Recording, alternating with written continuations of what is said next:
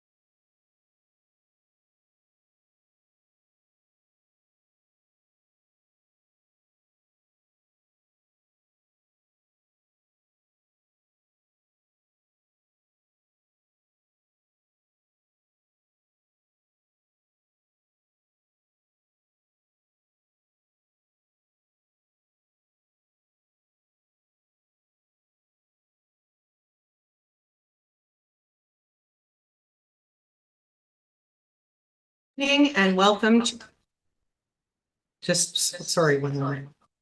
I can't turn it on. I can't. I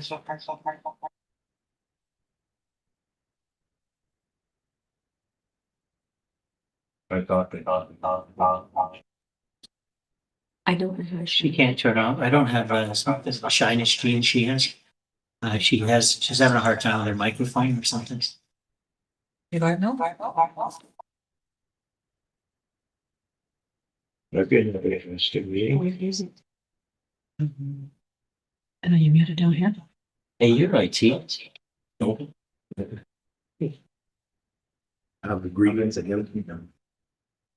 It's not the right, it's not the same organization. Go ahead. I gotta put it somewhere I want to see the.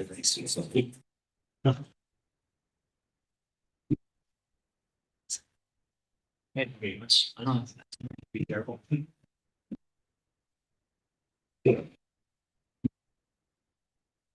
Yeah, it's very nice. And every day. Hey? I changed my mind last day. What's that? Got that a job is Santa Claus and phone malls. Be there.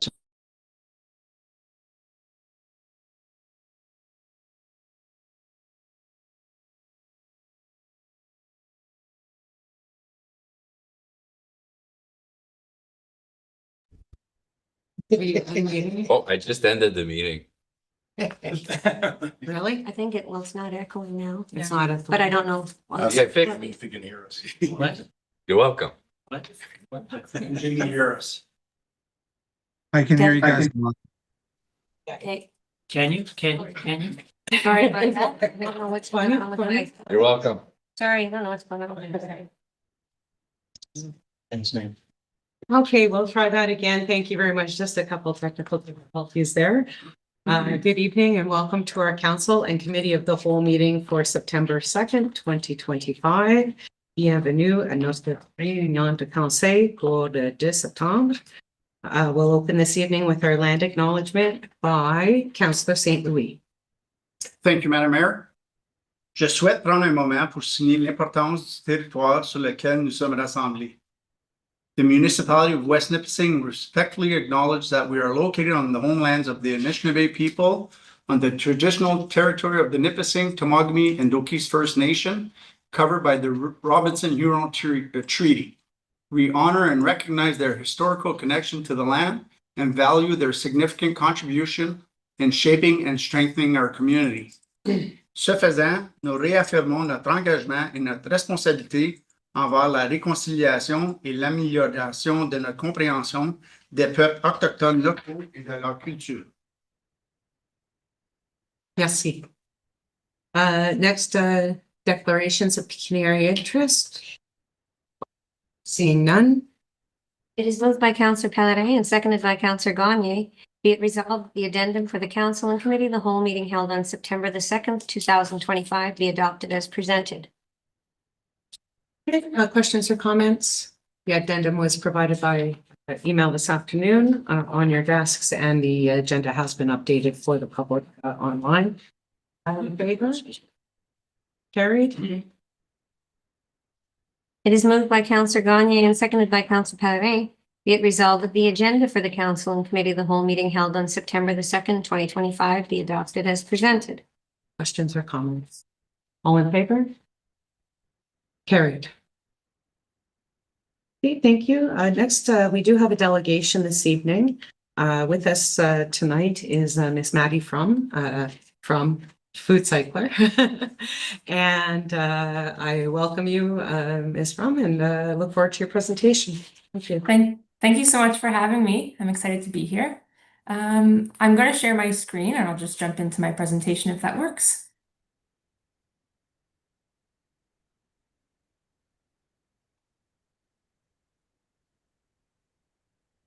Okay.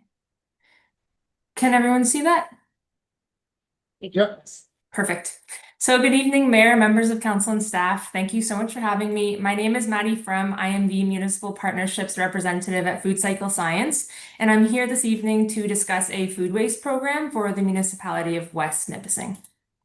So Food Cycle Science is a Canadian company. We're based out of Ottawa, and we are 100% focused on food waste diversion solutions. And we do that by using our innovative technology called the Food Cycler. So our in-home food waste recycler is sold direct to consumers, to businesses, to classrooms through a partnership with a not-for-profit organization, and to municipalities like yours through our Food Cycler Municipal Solutions Division. And that's the area that I'll be focusing on tonight.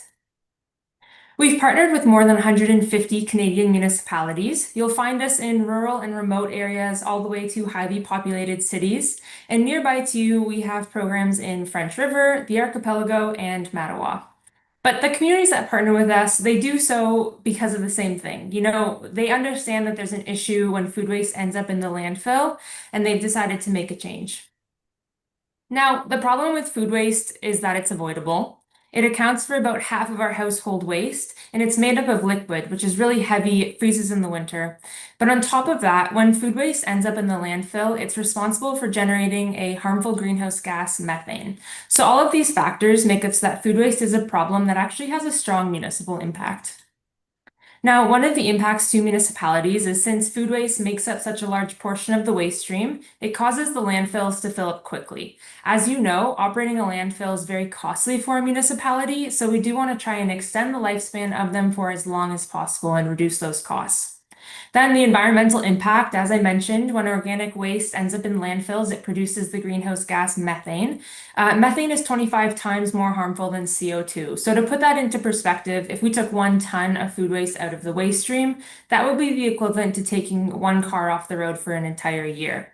And then in the community, food waste in the garbage causes odors, which isn't nice for us, of course, but it's really interesting for animals like bears and raccoons who love to rummage through our trash. So if we can remove food waste from the garbage, we're going to eliminate all of these issues and save costs. Now, at this point, we often get asked, okay, haven't we solved this already? And yeah, there's a few options. So there's green bins, which are common in big cities with high population density and the right infrastructure. But green bins can be cost prohibitive or operationally challenging to implement in more rural or remote areas. We've also seen across the country, green bin programs struggle to get above a 40 to 60% participation rate, meaning that a lot of organics are still ending up in the landfill and that green bins aren't necessarily solving the problem alone. And then people in your community might backyard compost, and I'm sure we'd all agree this is the ideal solution. But unfortunately, backyard composting isn't feasible for everybody. It's still not a year-round solution, and there's also the concern about bears and other animals getting into it. And then finally, the easiest solution would be to continue to throw organic waste in the landfill, but as I've mentioned, the long-term impacts are costly and harmful to the environment. So we've proposed a new way to manage our food waste. Oh, sorry, I didn't mean for that to play volume. I'll just leave it not as a video. But essentially, we've built a small kitchen appliance. It's about the same size as an air fryer. It's very straightforward to use. You put your food waste into the machine, you push a button, and then in a matter of hours, you're left with a nutrient-rich soil amendment. It handles all types of food waste, including meat, poultry, fish, dairy, and most bones and pits, which is really great because these are foods that typically can't go into a backyard composter or green bin. The machine can be used anywhere with a plug. Most people will keep it in their kitchen, a basement, or a heated garage if you have one. And it takes about 4 to 8 hours to complete a cycle, and it uses about 1 kilowatt hour of power per cycle. And that would cost about 11 cents per cycle, depending on the grid that you're on. And then that resulting soil amendment has many uses, ranging from putting it directly in your garden to a composter. So here's a look at the two units we would offer your municipality. So the difference between the two is capacity and unit size. So you have the Eco 3, which holds 3.5 liters of food waste and was designed for smaller families or spaces. And I think Councillor Frond has one on his desk right now. And then there's the Eco 5, which holds 5 liters of food waste and was designed for larger families or those who just produce more food waste. Both machines are equipped with refillable carbon filters to eliminate smells that occur during the process, but you don't need to maintain your carbon filter if you're keeping this somewhere you're not going to smell it when it's running. It'll work just fine without it.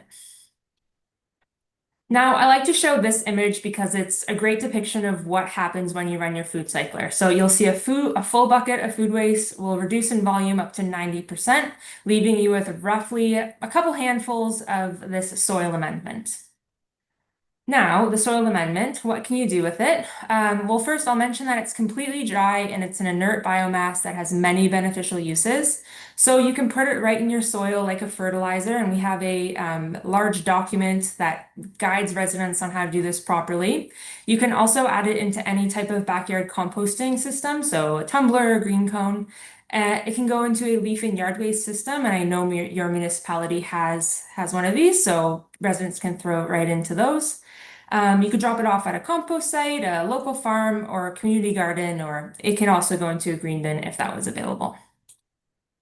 So from an environmental standpoint, over its lifetime, the food cycler is actually a net negative carbon solution. And what that means, it's similar to using solar panels. When you use the food cycler to avoid bringing food waste to a landfill, you're actually avoiding more greenhouse gases than have been created in the entire process. So we did a life cycle analysis to determine this, and that includes manufacturing, shipping, and electricity use during use of the food cycler over its lifespan. The same can't be said for other municipal operations like waste facilities or collection services, which do rely on and create emissions at every step. So in addition to the economic impact, the traditional method of managing food waste is a heavily burdened system with unrelenting costs, with trucking, labor, maintenance.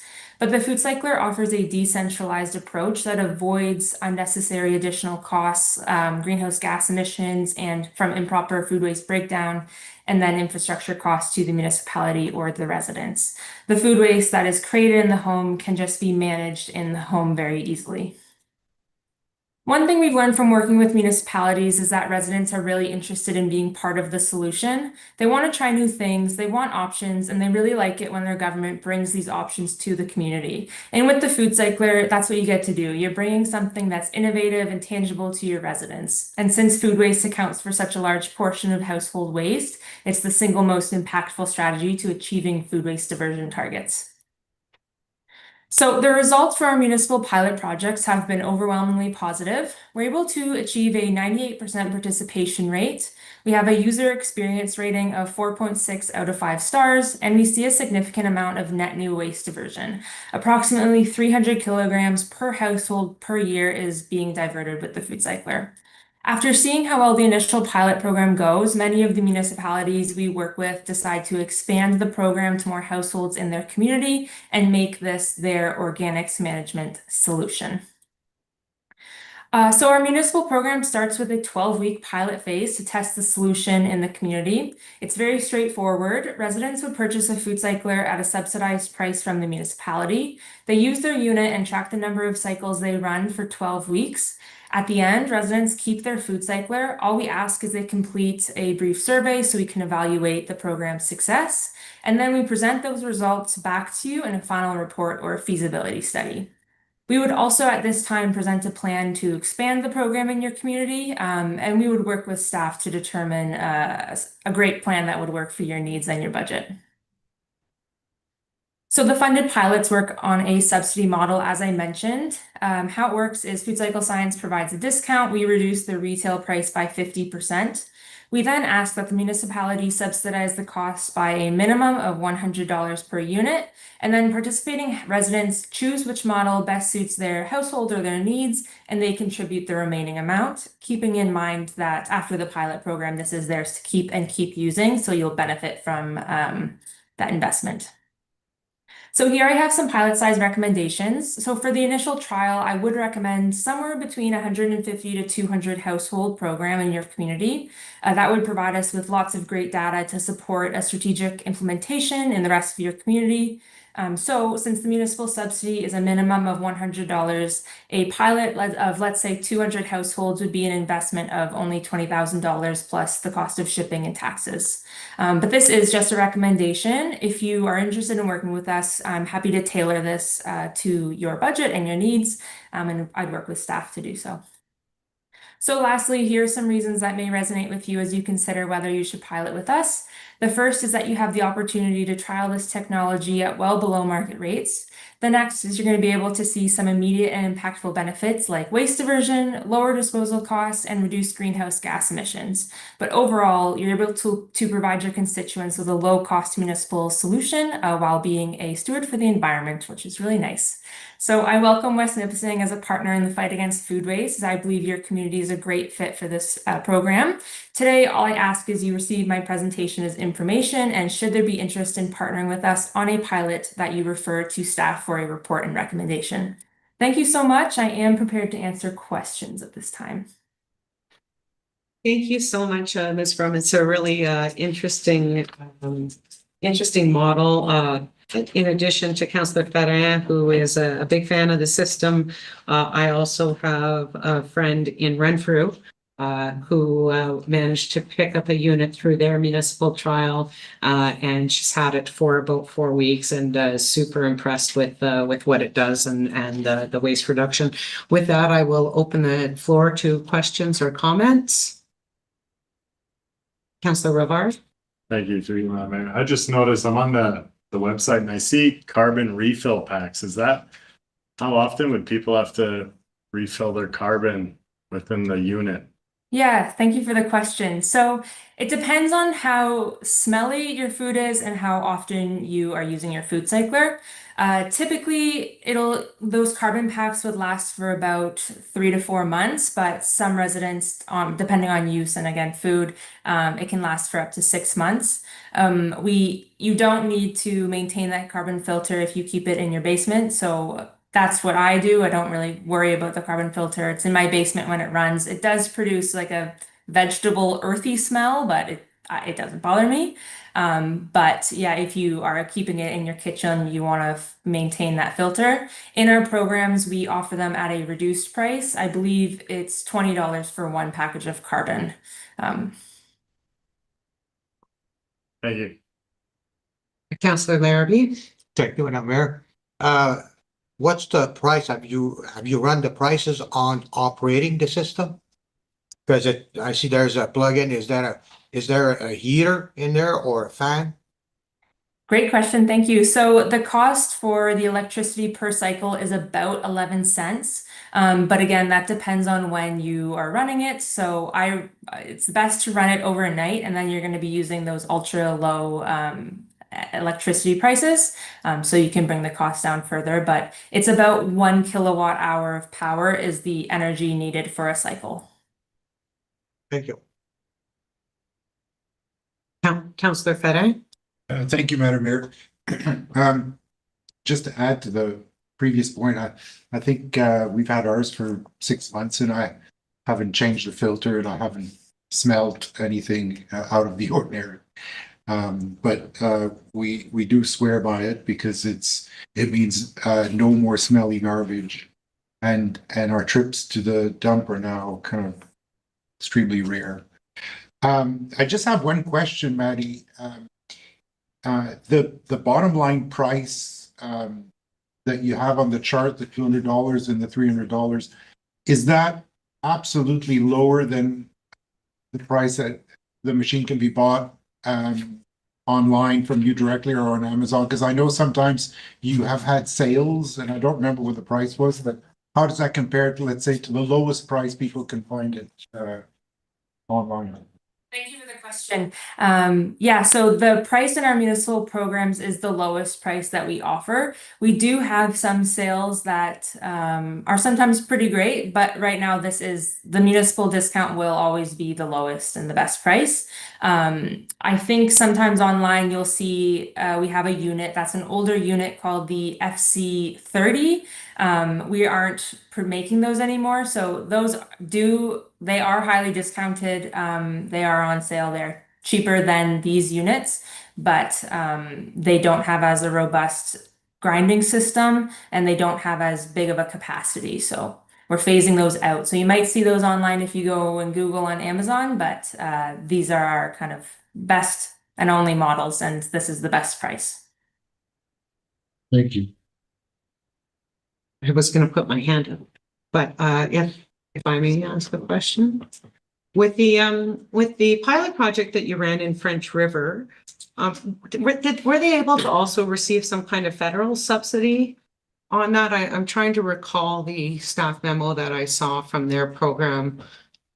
Was this their price as well? I don't know why. I feel like they found some additional money somewhere. Oh, yeah, thank you for the question. I'm not sure if they found some other government funding.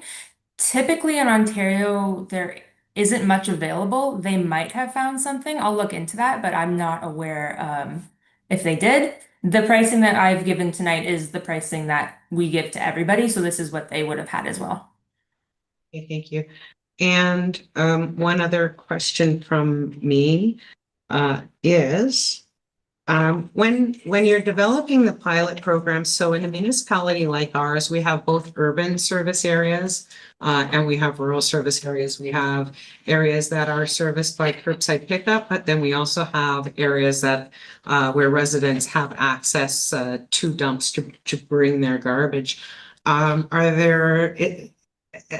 you guys done any kind of study, like, do you have any recommendations if we were to institute a pilot, whether it would be best suited for those rural residents who are going to the dump or to do it within our collection service, because then you're realizing savings on your transportation? Like, I don't know whether you've dealt with other municipalities like that and if there's kind of a best practice for it. Yeah, thank you for the question. It's a great one. So we generally just open it up to everybody. It's first come, first serve for our pilot programs. We can be more specific, but typically we aren't. Each resident, and we work with so many municipalities, so we do work with places that don't have garbage pickup at all or places that do. There's benefits to everybody, and there's going to be benefits to the municipality with at each resident in their specific situation using the food cycler. So I think across the board, it would be fine to just open it up to everyone because, diverting food waste in general is going to be good. The people in your more rural areas who don't have collection service, they will be taking less trips to the dump and your landfill will be saving space. And then, yeah, the residents who are getting the collection service, again, they won't be putting out as much on the curb. So there's going to be benefits everywhere, I think.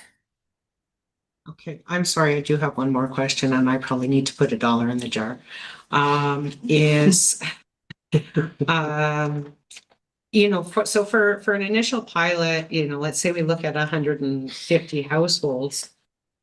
But for it to really make an impact on municipal operations, for there to be cost savings or benefit to the municipality, you need to have a much higher uptake into the program to really see those cost savings. So how, once the pilot's complete, if we see a certain amount of success, how do you roll out the project or the initiative in such a way that you're going to get that mass to actually have it make a difference for us? Thank you for So the question. we have 7,000 households. Yeah, so for our full programs, the food cycler just becomes absorbed into municipal taxes. So it is fully paid for by the municipality and residents get it at no cost to them. We have one municipality in BC, so Nelson, BC. They have a full program that's running. We have food cyclers in about half of their households, and what they've done is tag each unit's serial number to the civic address so that that kind of mitigates ownership issues. The unit is owned by the municipality, and if a resident moves, there's fines associated with taking the food cycler. So I know that question always comes up when we talk about fully subsidized programs. But yeah, when you're trying to get full community participation, the cost is the biggest barrier. So removing that is the best path forward. So for our pilot programs, the $100 is a great initial price to get the municipality. You can test it out relatively cheap. But then going forward, having that be eliminated is ideal. So if there was flexibility on the municipal investment for the pilot, we recommend increasing it. So we could do a 100 unit pilot, but increase that subsidy to $250. So residents are only paying, let's say, $50 for an Eco 3 or $150 for an Eco 5.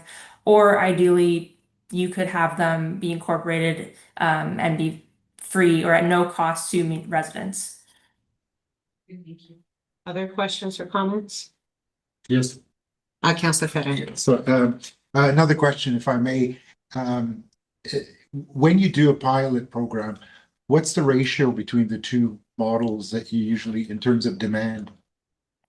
Yeah, it's a great question. It depends on the municipality. Typically, it's a 60-40 split, more Eco 3s than Eco 5s. The Eco 3 is a little bit more of a flexible model as well, because if you buy it, but you realize some nights you have more food waste to manage, you can just put it into an extra bucket and then run your food cycler in a kind of duration and multiple cycles.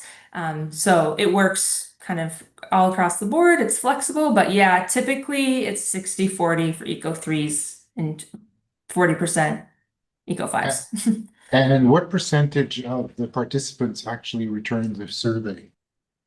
Yes, great question. Again, depends on the municipality. Typically, it's about 80%.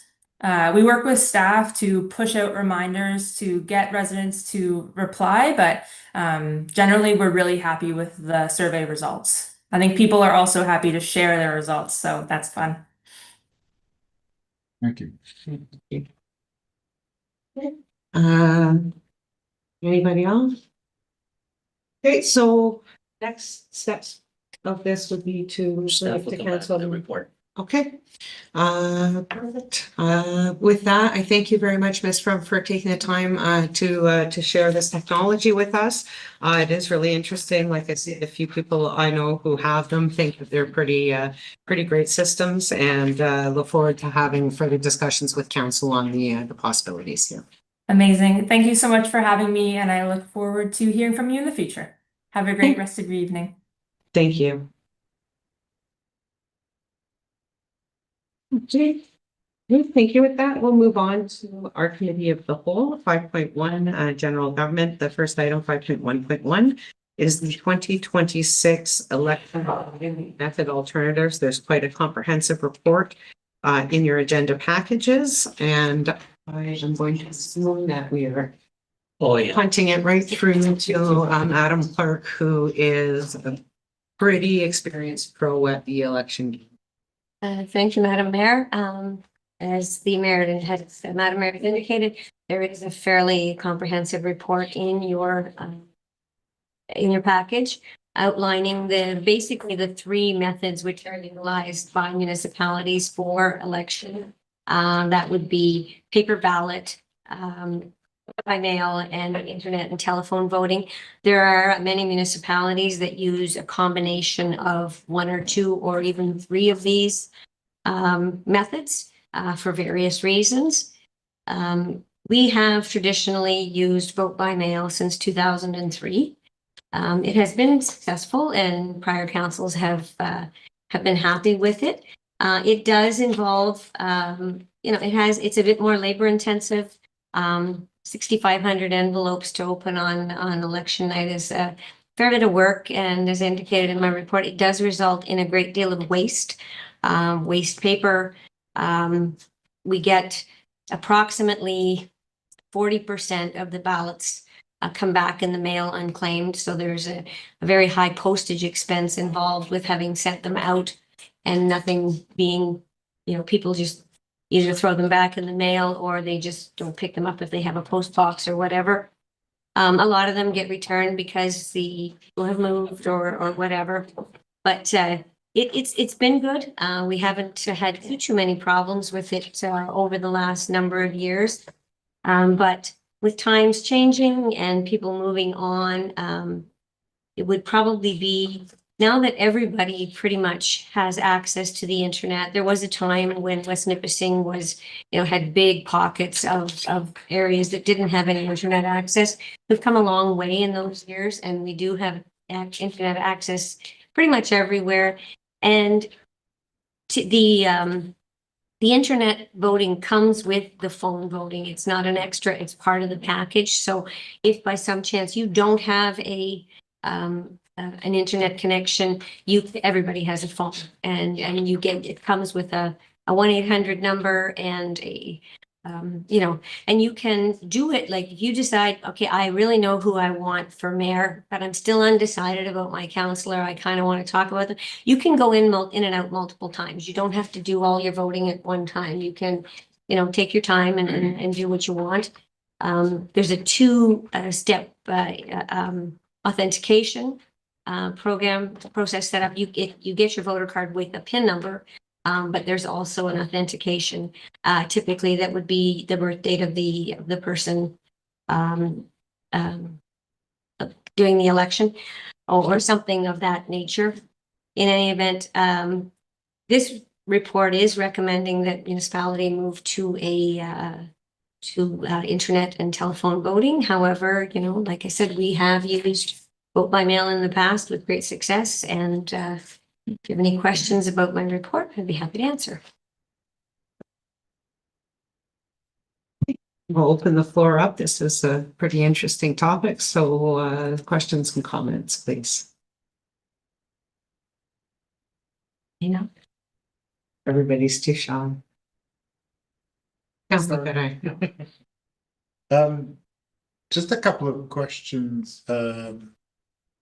Do we have addresses for all the property owners or residents? I mean, because you mentioned that a lot of the ballots come back. You mean are returned by Canada Post as undeliverable? Typically, through you, Madam Mayor, typically what comes back are tenants. Tenants, people who rent. Because we know who owns properties in West Nipissing, that's the tax one. Unfortunately, we don't know who rents. We rely on either landlords or the tenants themselves to register. And if they do so, then we get the right information. But, 4 years is a long time between elections. So, a lot of renters will move on. And so I would say 85% of what comes back are tenants. And I'm just wondering, do you think it would be feasible to have a hybrid of all three, in that the default would be telephone and online? But if someone wanted a postal ballot, they could request it. And that we could have maybe one polling station at City Hall here for the whole of the municipality in case someone actually wants to come and put an X in the box. Anything is possible. As I've indicated, a lot of municipalities do a hybrid. Obviously, it comes at a cost because typically you have to offer the three options to everyone, which would mean you would have to, send out a notice to get a ballot. And then there are certain timelines for vote by mail ballots, it's called the drop date. So Canada Post, you sign a contract with Canada Post for your drop date. So you would have to know ahead of time who wants a vote by mail ballot, and they would have to pre-register with us. It's a little more awkward. Because like I said, you would have to find out way ahead of time who would want one and then do a drop only for the people who wanted one. Everybody else would just get a voter notification card. So most municipalities are moving away from a vote by mail and internet mix because it's pretty awkward to deal with. But a lot are using a single polling station. And what they're doing is they're setting it up basically so that you have an iPad, people who are not sure what to do, we would have a polling station here and they could bring their card in and they would have the ability, with staff direction, obviously not looking over their shoulder, but to guide them through the process, with an iPad in the municipal office so they could do what they wanted and in privacy, we'd set up a space. So a hybrid of online, telephone, and one polling station Yeah. is more Well, feasible than. it would essentially still be online. They would just be able to come here to do it. Oh, okay. Thank you. And just to continue with, when you get into a paper ballot situation, then you get into the issue of whether or not you're doing hand counts or getting tabulators. And tabulators, again, is another fairly significant cost in the process. Councilor Larrabee? Thank you. Now the provincial and the federal government goes to polling station. And it's the day of election. Maybe that's one thing that we could consider. I know we do, by the numbers, we do have better turnout by mail. But I've been told by quite a few residents that why can't we have an election the same as the provincial or the federal government? Through you, Madam Mayor, first of all, they have more money than we do. As indicated, there in each of the suggestions in the report, there are pros and cons. The biggest con to balloting paper ballots here is just simply space. We are an immensely huge municipality, which would mean determining what are appropriate polling stations, how many do we need, staffing them on election night, the whole of election day. Then you have to deal with accessibility issues, ensuring that the place you've chosen for your balloting station meets the ADOA requirements for accessibility. You have to file an accessibility plan ahead of time with the province. The other thing too is then you have to deal with, you have to provide also accessible voting for visually impaired. So you have to be able to provide Braille ballots or ballots or reading assist devices. So it is a lot more cumbersome.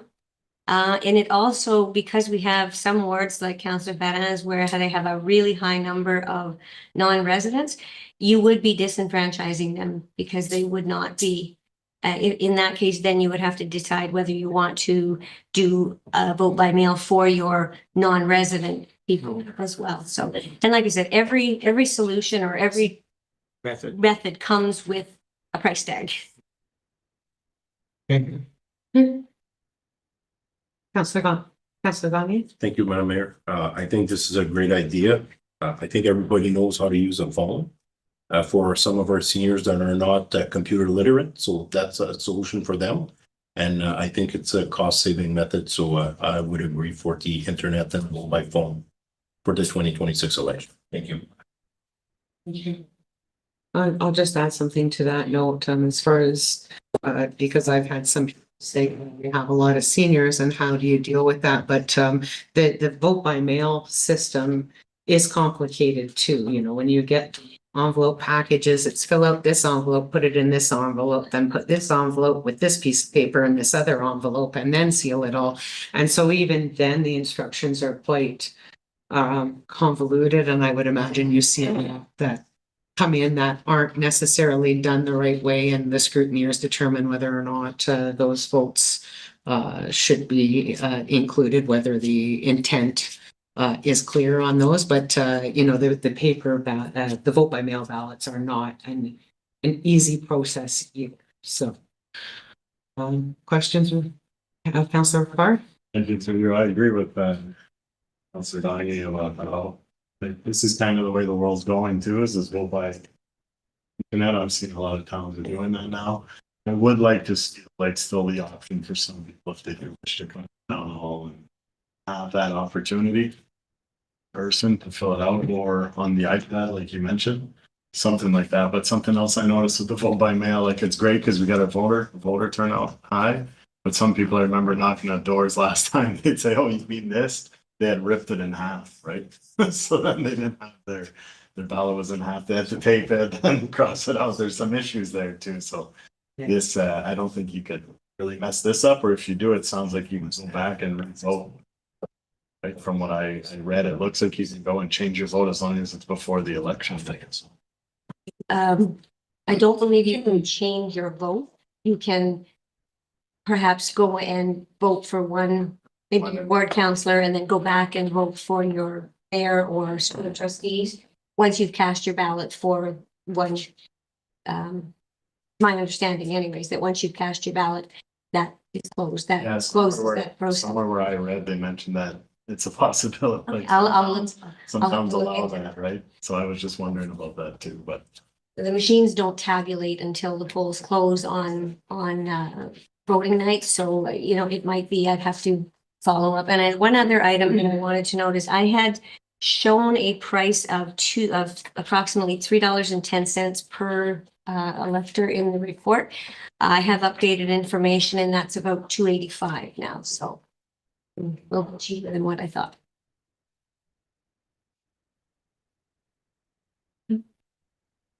Questions or comments? Just share a little bit of information here in the report that you provided, which is, we'll call it study by AMCTO, said in 2022, over 57% of reporting municipalities used internet voting. And what's the difference between, they have touchscreen listed as well as internet, so what's the difference there? The difference, some of them have like a kiosk set up Okay, where you can go into like a booth and it's like a Yeah. banking machine, yeah, something like that. I've even seen municipalities, last time, I think Sudbury had a voting bus where they had a bus that went around and it had the electronic voting system in the bus, and it would be in different neighborhoods on different dates. Again, lots of money, but anything's possible, but that's what the touch screen is. Okay. Any other questions? Does council feel ready to make a determination on how to go forward with this for 2026 at this point? Further information required from staff, you feel you have what you need?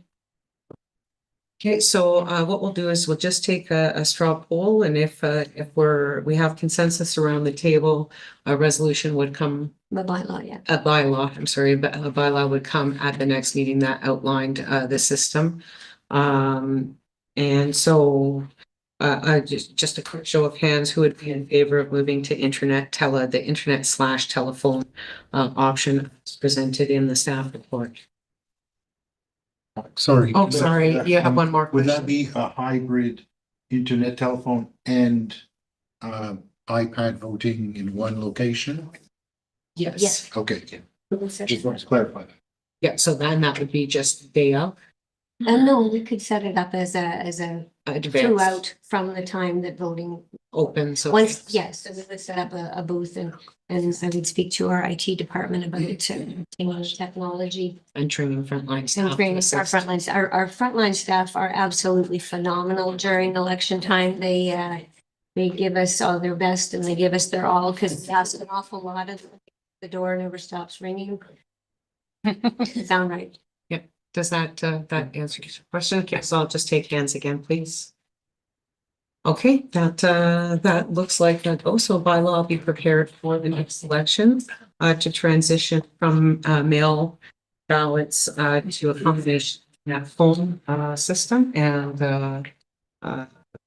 thank you again. The research and the information that was presented was really, really useful and very thorough. And I know I speak on behalf of council when we say we appreciate the work that went into it. Next item on the agenda. We have the ward boundary adjustment post consultation report. We did speak on this subject briefly at the last meeting, and I believe we were 2 or 3 days away from the close of the consultation period at that point, and we didn't really expect to get much more in. So I will pass it to Madam Clerk, who looks like the star of general government this evening. I'm not sure that's. Thank you, Madam Mayor. This is just it's just an update of the report that was in the August meeting package. I did package it a little bit different to deal with the changes and the questions that came up during the consultation. We did receive, and I think I spoke to it at the beginning or during last meeting, we had received just the one day of the meeting, a suggestion, a request from the residents of Muscatine Lake with regard to putting all their voters into one ward. And you'll see from your, I think at the time council says, yeah, this makes a lot of sense because we had, I think, 12 voters on one side of the lake and 23 voters on the other side, and it was kind of divided down the middle. So anyways, it's a very small change, and you'll see on the Ward 5 blow up mapping that I've provided, it's just a little jog. And we gave those voters to Ward 6. That would be the only change that was from the mapping that was part of the consultation.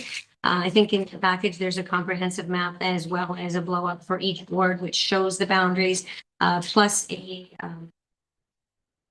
leads and bounds description describing in words exactly what and where the boundaries will be of the proposed adjustments. Great. I'll open the floor for questions or comments. Seeing none, I do believe we council discussed this at length at the last meeting. Again, I know a lot of work went in from yourself, communications team, and it's very well done. Again, so this bylaw with direction from council would come back at the next meeting as well to be adopted. Here, so show of hands that the information that's presented and the detailed mapping that's presented meets the approval of council for Madam Clerk to prepare for the bylaw. Councillor Restoll is pre-voting. And show of hands for the rest of you, please. Thank you. Good job, Amy, getting us started. Okay. Next, we have 5.1.3, which is the service request system. There was a agenda request item brought by Councillor Gahn in November of last year, and we discussed it at that time. That gave some direction that we'd like to see some improvements on how the system functions for communication with residents. Councillor Gahn, did you want to add anything? At this time? Or? Nope, not really, Madam Mayor. Okay, and so there is a memo in the package, and I'd open the floor for questions or comments. Councillor Fedai. Thank you, Madam Mayor, through you. I don't know, I'm a little bit confused by the memo. So is this a specific proposal of how to move forward? So I'll pass it to Elisa. So by way of background, I think that, you know, we have a system that we feel is underutilized that could solve a lot of the tracking request tracking. So I'll let Elisa expand on it. Yeah, when we talked last fall, again, this isn't, you know, all of our customer service requests, but what sort of specifically came up is some of the online submissions. There was sort of a feeling from residents and from members of council that they sort of just disappeared into the abyss. You know, so you get this pop-up on your screen that it's been received, or you get a bounce back from your service request.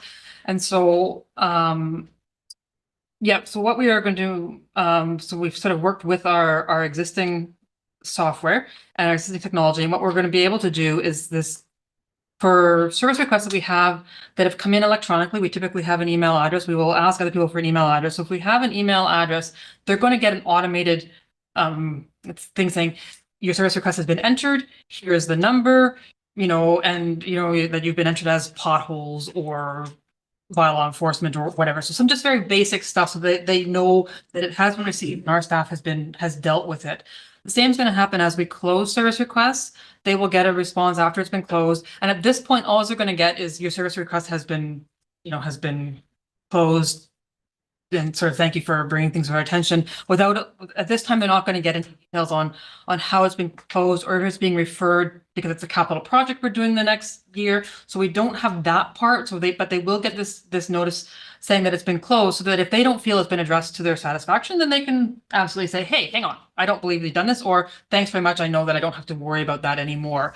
And so we are continuing to work with being able to provide some feedback on closing.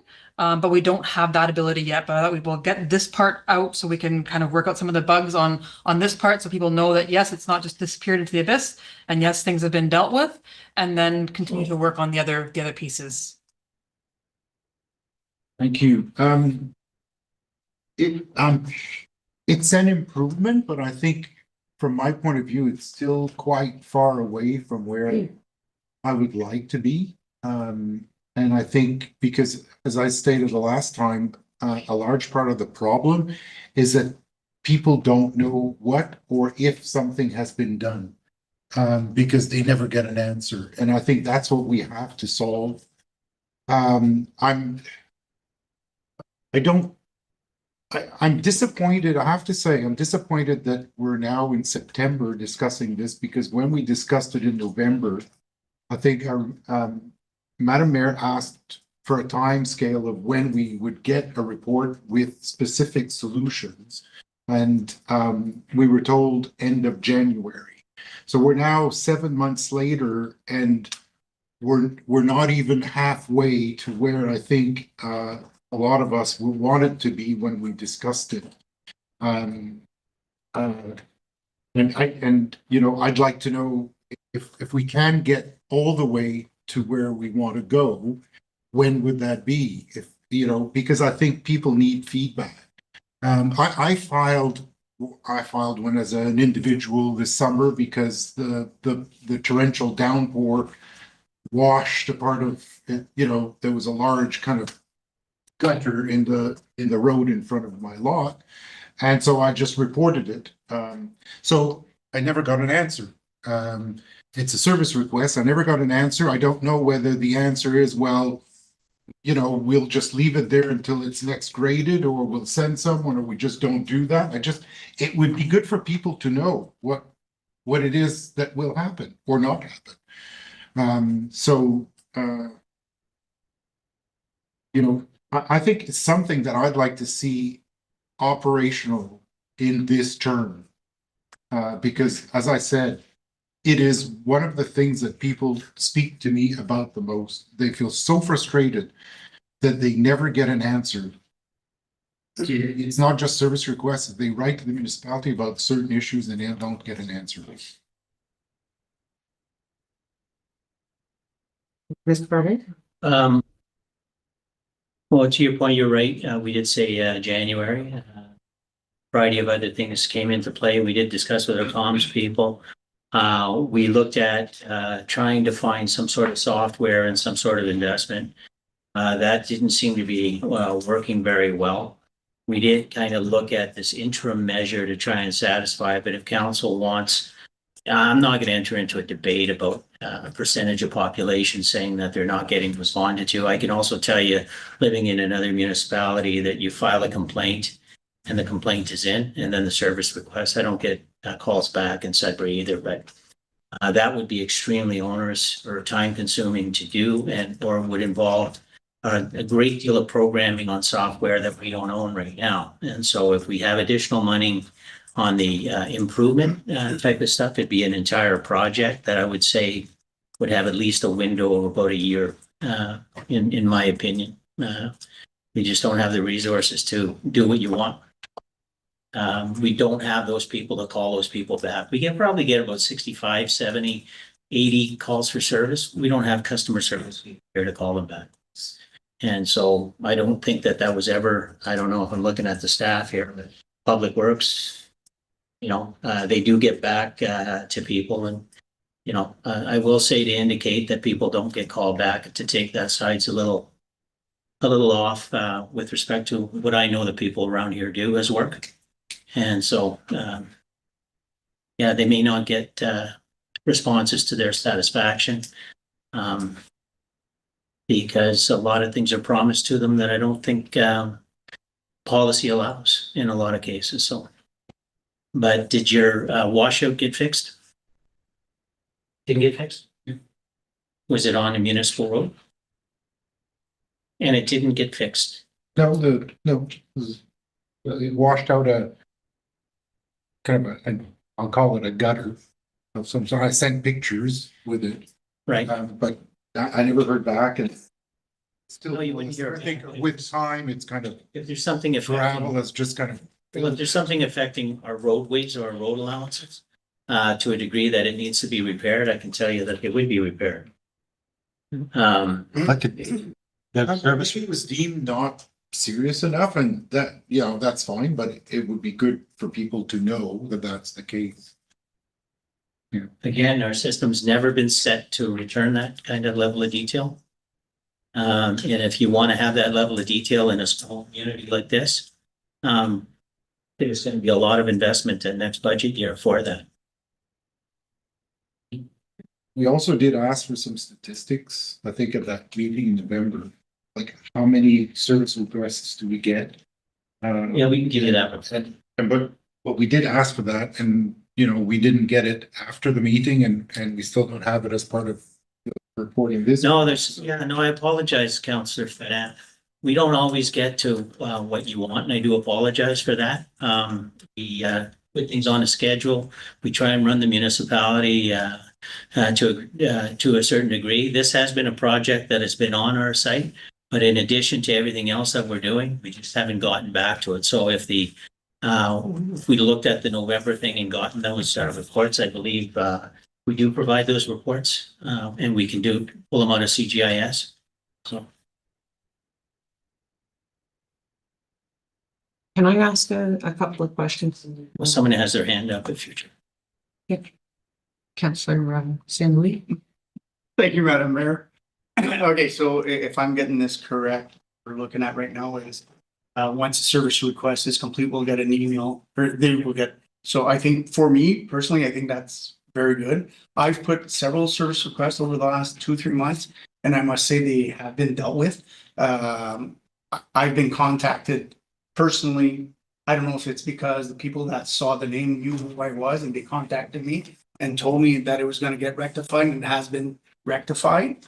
I do 100% understand what Councillor Fernandez is getting at, but I think if we can get to the point where, at the very least, what we're being told is that, here's your service request number, it has now been closed, then me as a resident, if it's, let's say, I don't know, a massive pothole that has been fixed, and I go and I get a service request or an answer that it's been fixed, and I go, it's not been fixed, then it's an issue.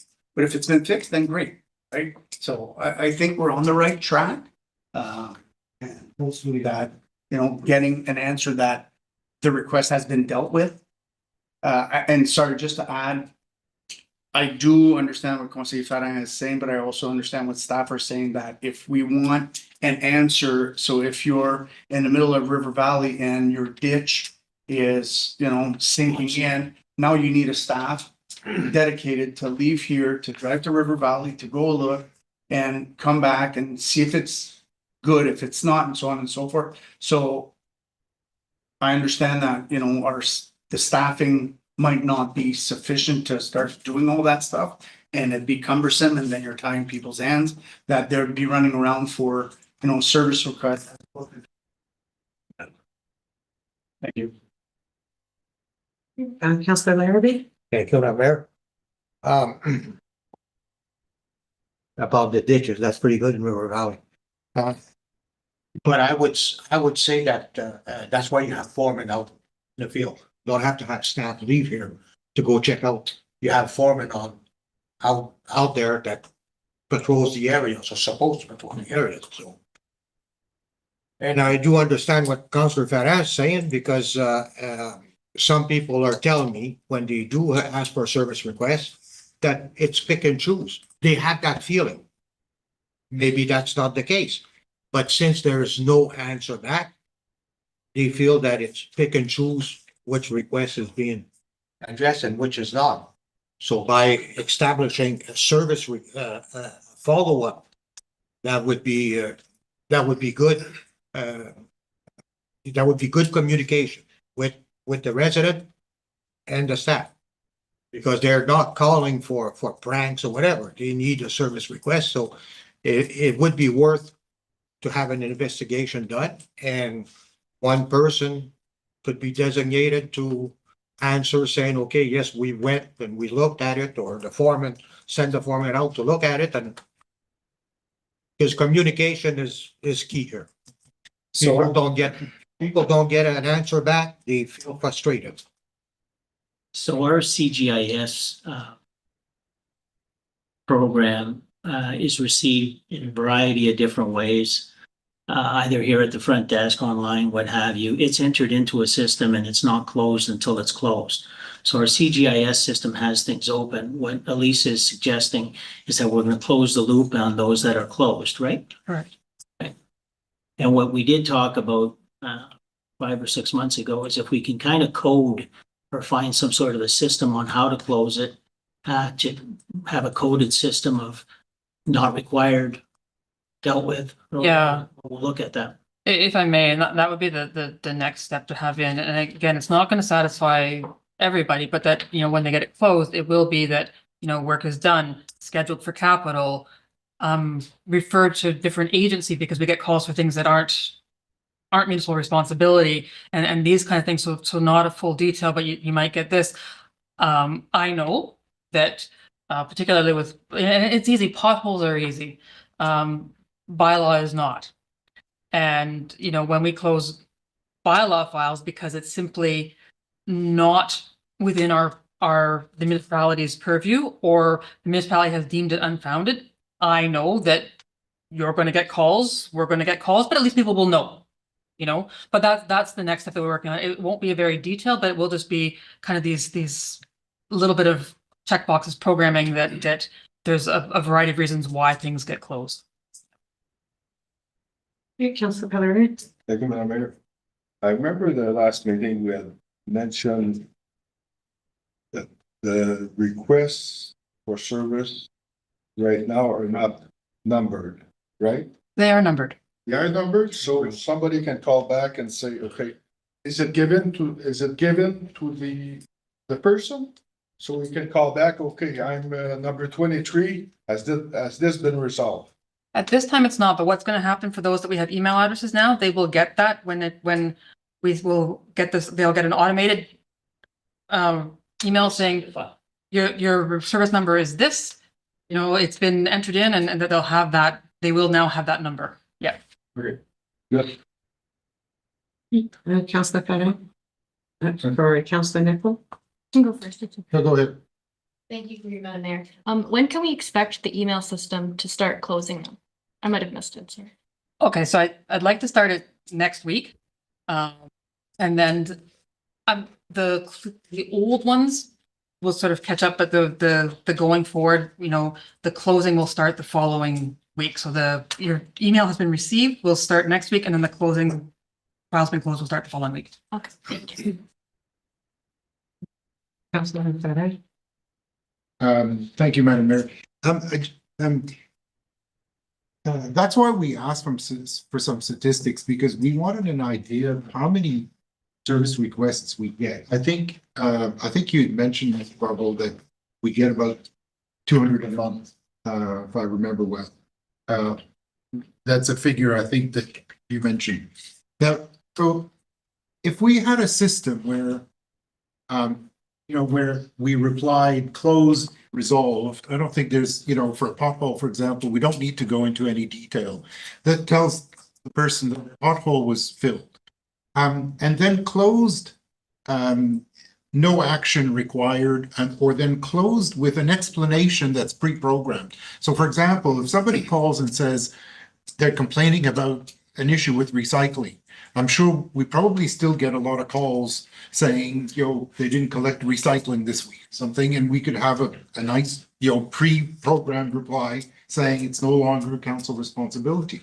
There are a lot of things that people file service requests for that is not the municipality's responsibility. And I think if we pick the top 20 of these standard replies, then you're left with a very small number per day of replies that require someone to sit down and give an explanation. Now, if 200 a month is a figure that is close, that's 20 a day.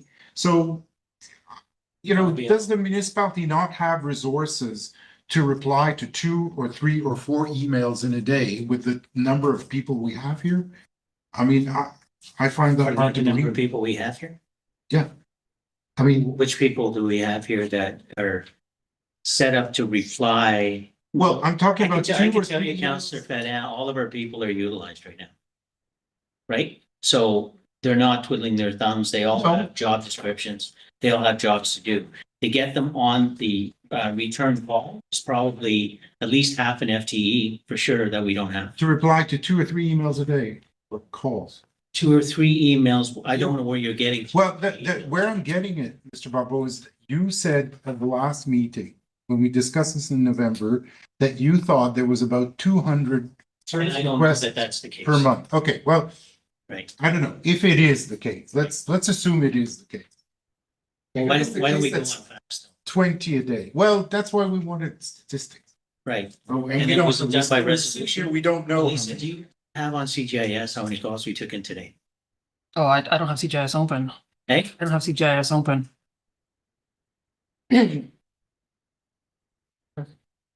I'll intercede here with a couple of questions of my own, because I think when the discussion first came up, it really is the intention or the will of council, the way I heard the discussion, to try to look at opportunities for modernizing the system, and not just in part for the aspect of service to our residents and being able to provide, but also to alleviate some of the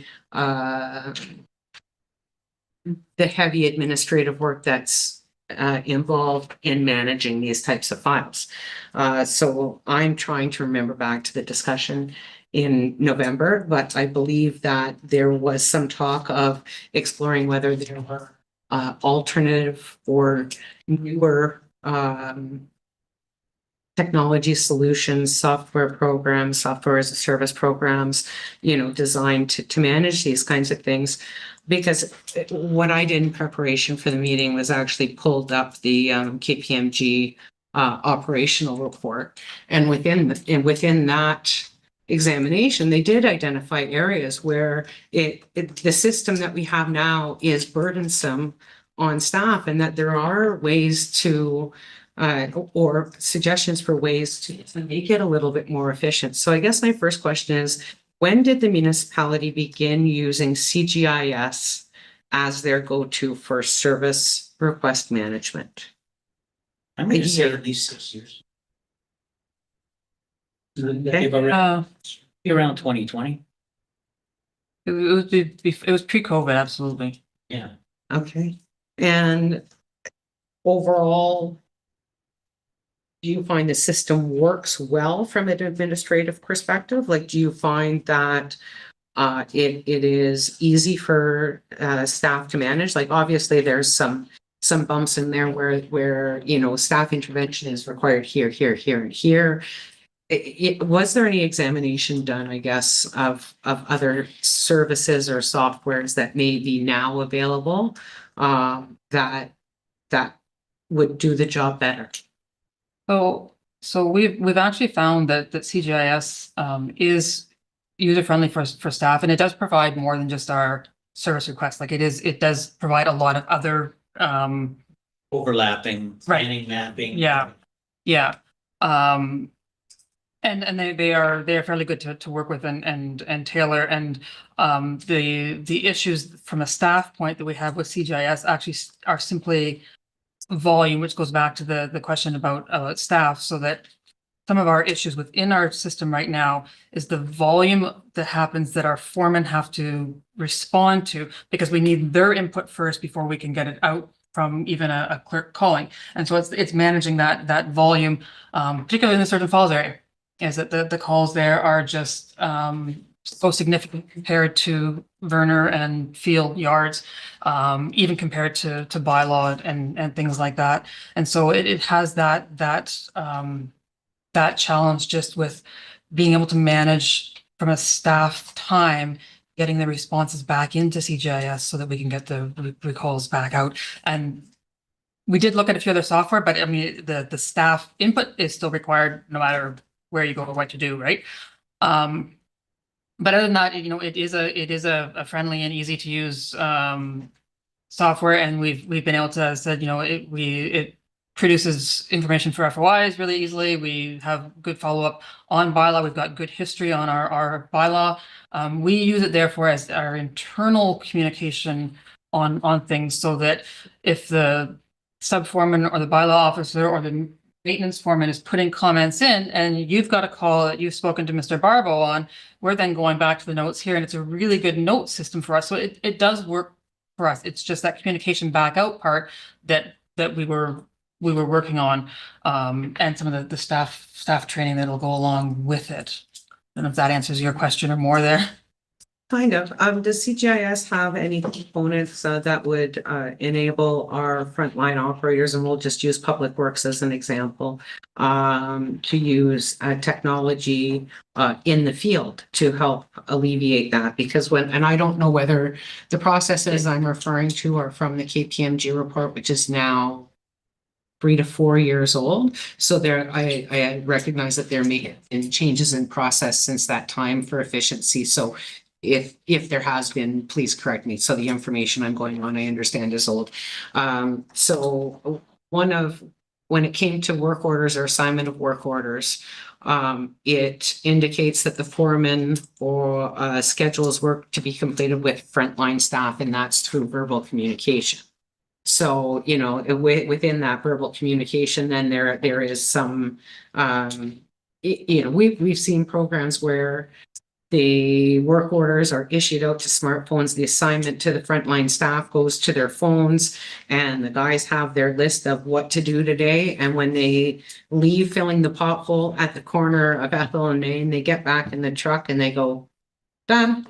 So, And that automatically closes the work order, and then would, if directed, send an email to the initial requester. So it's that kind of thing where is there technology available within the programs that we're using that with additional investment by council at budget time could alleviate not only the problems from a service standard, but also, you know, from making the operation more efficient? the CGIS is compatible with like a mobile platform. It does send out automatic emails to whoever's been designated to. So it's foremen and managers that receive the emails on every work order. It's automatically sent out. So at probably the time when that came, we were relying on foremen or managers going in and logging in and seeing the list. It wasn't doing that. It does the automatic email of the work orders to go out. So they've got that. They can access it from their work phone and just click it off. They can actually do it from a voice activated. If they're savvy enough to actually talk to their phone, it will input everything for them and they can just close it from the field and come back. Again, the problem being that the Sturgeon Falls one tends to get behind because of the volume of calls, but absolutely, that technology now exists within. And is being used? Yep. Okay, because one of the other issues was an identification that sometimes work orders were not closed. And, you know, so 2 weeks later, you pull up the list and you go, oh, there's all, but I know these have been done, and you'd have to kind of nudge the foreman and go in and close out. So has that loop been closed as far as the process as well? Generally, and again, our Sturgeon Falls yard is just sometimes that they rely on staff here to do the back and to help them up on closing them. But our other ones are able to close them as they go. Yep. The other thing I'll say is that we operate pretty lean, and you're gonna have instances where there's gonna be a gap. Person X downstairs loses her husband, she's gone for 2 or 3 days, and that happens, and then we're juggling. At the front desk, we've had our key customer service person away, and so we have part-time people so there is a significant and a smaller. We don't have divisions that just do customer service. We do a lot of backup, so you're always gonna have a little bit of human error or delays that way that we have to catch up into our system. You know, we have our foremen, we have our managers that are looking at the system now. But you're always gonna get I don't want to mention names, so I won't, but you're gonna have 2 assistants downstairs who sub for one another and they have issues. Perhaps who uses it the most in this room, by the way. Mr. Remiardo? Mr. Chair, member. So the system is a good system, user friendly. Currently, subformers are not closing them in the field, so we'll have to possibly train on that, or if it's even an option. So let's say we get a pothole. And so we're not going to run, it's not kind of a whack-a-mole game. So they're going to bank a bunch of potholes, and then on Thursday, they go out and they patch, right? We send out a patch and crew. So we're not running from dropping a culvert, going to a pothole. So things do, and at times, if we only got one pothole call in 3 weeks, that first pothole could get forgotten because it would be extremely inefficient for us to start running after one pothole, or perhaps a washout that was, and that's how things get missed. So we definitely need to get better on that. To your point, if people can call back and they have that reference, that SR number they can reference, they can call back, and our frontline staff are really good at, and they'll go in and get the notes. And if there are no notes, they will communicate with the subforeman to get the notes. Councillor Cameron? But to that point, when I know a lot of people I know mostly call and don't email. So, but I don't think they're given a number when they do the request, right? I always mention when I get a call and I say, okay, can you please contact 2250? Because if I start taking calls, I'm not going to see the end. But so I recommend to them when you call in, ask for the service request number, and then you have that reference. So let's say in 2 weeks, you figure what's going on with this. You can always call Black Town Hall and say, hey, I called in, on such and such a date, SR number. And it's easy for our frontline staff to just type that in and look it up, and then they'll have the notes in there. Perfect. So most people don't know that. Mm-hmm. So can we maybe inform the front staff to say, here's your number? Yeah, but they don't know. I think that'll be addressed with Elisa's. But in Sudbury, when I call in and I call, it's automatic given to verbally, and that's what you want. Mm-hmm. So not to ask for it, but Seb gives the number. And I'll just say, I don't want this discussion to come out as an attack on staff. I will tell you, in the community, when speaking about our frontline staff and the people who are answering the phones at 2250, I get incredible feedback on the service that they get when they call in and the attitude and how certain employees make people's day, even when they're having a bad one. And it really is a discussion about how we can make the system more efficient, both for staff. So that it isn't this, a complex system and again, I mean, we're going to be coming into budget time soon, and I would encourage, I would encourage staff that if there are parts of the system that need a certain amount of investment for technology to upgrade modules or to invest in newer modules to make the system better, to identify those, because I think that we do want to make a system that works well for everybody. Just to add to your point, Madam Mayor, I think we also considered using the modernization fund that we still have money in. On this, I remember that was part of the discussion. Mhm. And so if there was an outlay in, money we had to spend to improve the system, to do what we wanted, that, it wasn't a budget issue. The money's sitting there. It was an issue of resources with our ability to pull off a major project that way. Without looking at the investment that we already have into CGIS to see if we can solve those needs already. And that's what we're trying to bring forward to you with UTs. Get into a massive customer service response system for a municipality of this size. I'm not sure that there are many that do that. So I think that in my tenure, things have worked fairly well. And yeah, you're going to get people who don't get responded to. And there are some people that slip through the cracks, and that's what we're trying to fix. But yeah. Other questions or comments, Councillor Bonnier? Yeah, thank you, Madam Mayor. Since I brought up the agenda request, I'm satisfied that we're going to get at least a service request number that we can reference if we want additional information. The tickets are going to be closed, and we'll get a reply whether I ask for a street light. If it's closed, that means, well, my street light has been fixed and so on. So I think it's a good start. I know there are investments either in purchasing new software or additional software or module, and also in resources. So if we do, I hope that staff will bring that back to the budget deliberation so that we can at least help out actually better the response for residents. Thank you, Madam Mayor. Anybody else? Propose a second?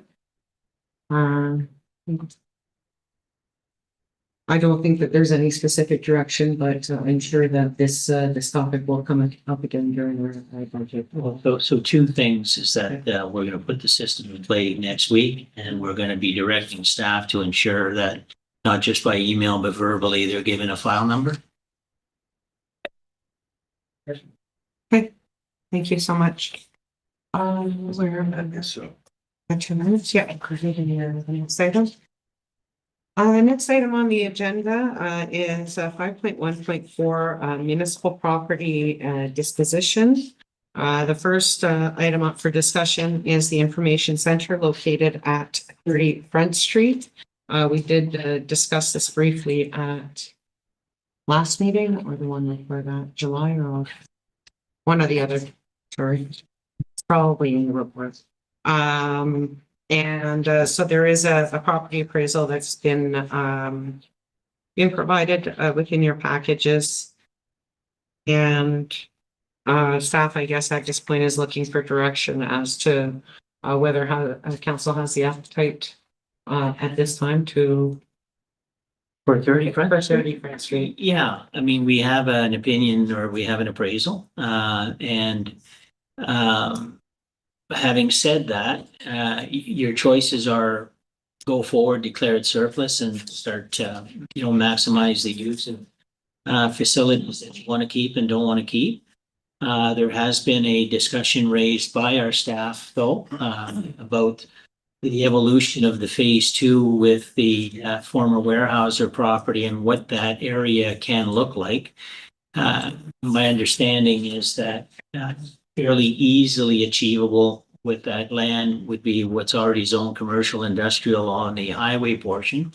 So it could be some, some evolution with respect to those two vacant lands on both sides of the highway.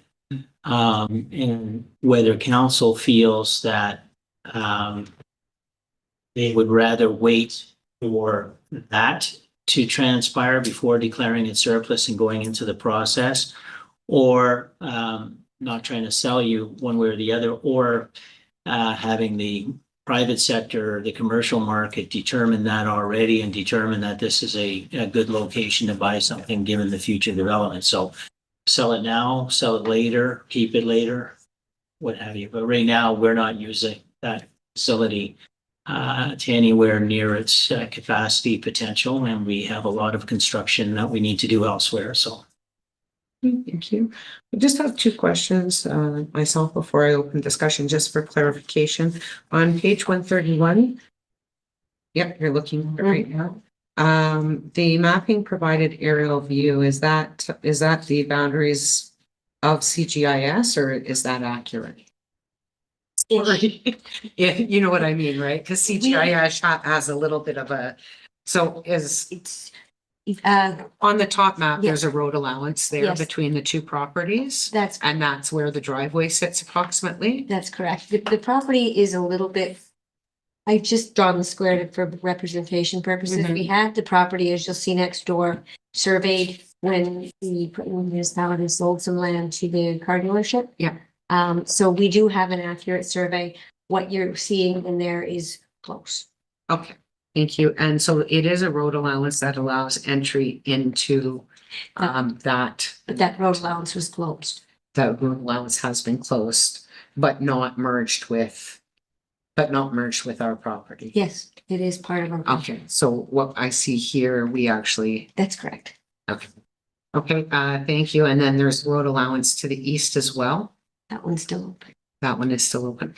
Okay, I just wanted to be clear on the questions or comments, Councillor Rivard? Thank you, yeah, through you. So that means the property abuts that dealership. So that red square isn't necessarily accurate. It should have that little L portion as well, right? That's correct.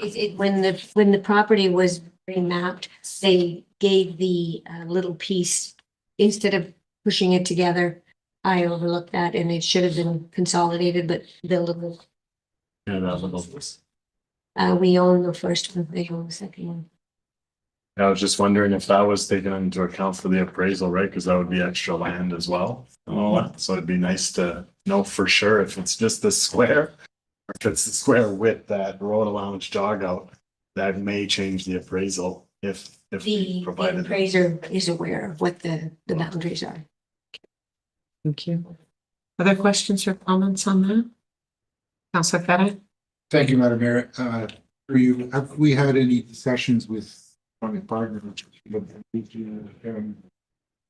We did declare it surplus and try to sell it.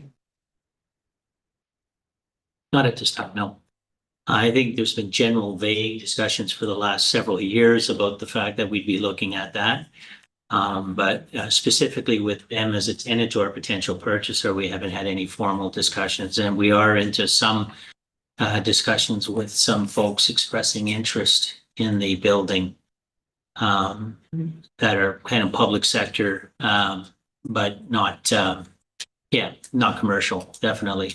More in the service, social service sector as well. People have talked to us. Thank you.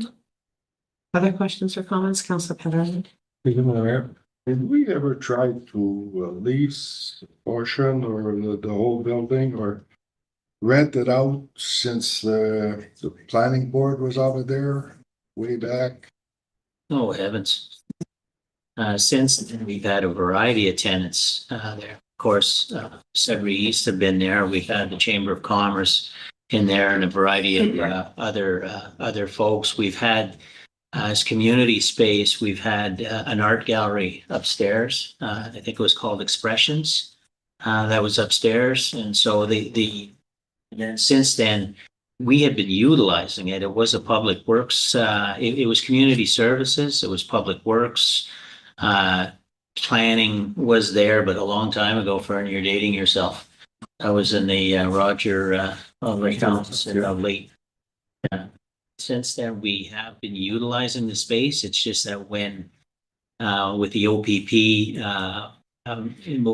the OPP, we thought we would consolidate and create opportunity for that building for other uses. So we've consolidated Public Works and everybody into this building for the most part. I don't, Madam Mayor. I don't know. To me, what I'd like to see is maybe try and rent out a portion of it for now and wait and see what happens with the property across the road with the old mill. I don't know. I think we sold quite a bit of property since we've been here. Wait and see what surrounding area will be a few years and then make a decision. I don't know. You can buy property, but you can't make property. No. Councillor St. Louis. Well, thank you, Madam Mayor. And this is obviously just my thought and my opinion. I'm more of the opposite thought of, I think it should be surplus. I understand what Councillor Pellerin is saying. However, if this is 4, 5, 6, 7 years down the road, then this building is now getting 4, 5, 6, 10 years older. More maintenance needs to be put in. Roof might need to be changed. The value of the building might deteriorate. I think if, time is now, then the time is now, especially if there's people interested. I understand of the renting portions of it, but from what I understand, from what I hear over the past numerous years, we've been renting it out, but for whatever reason, people don't stay.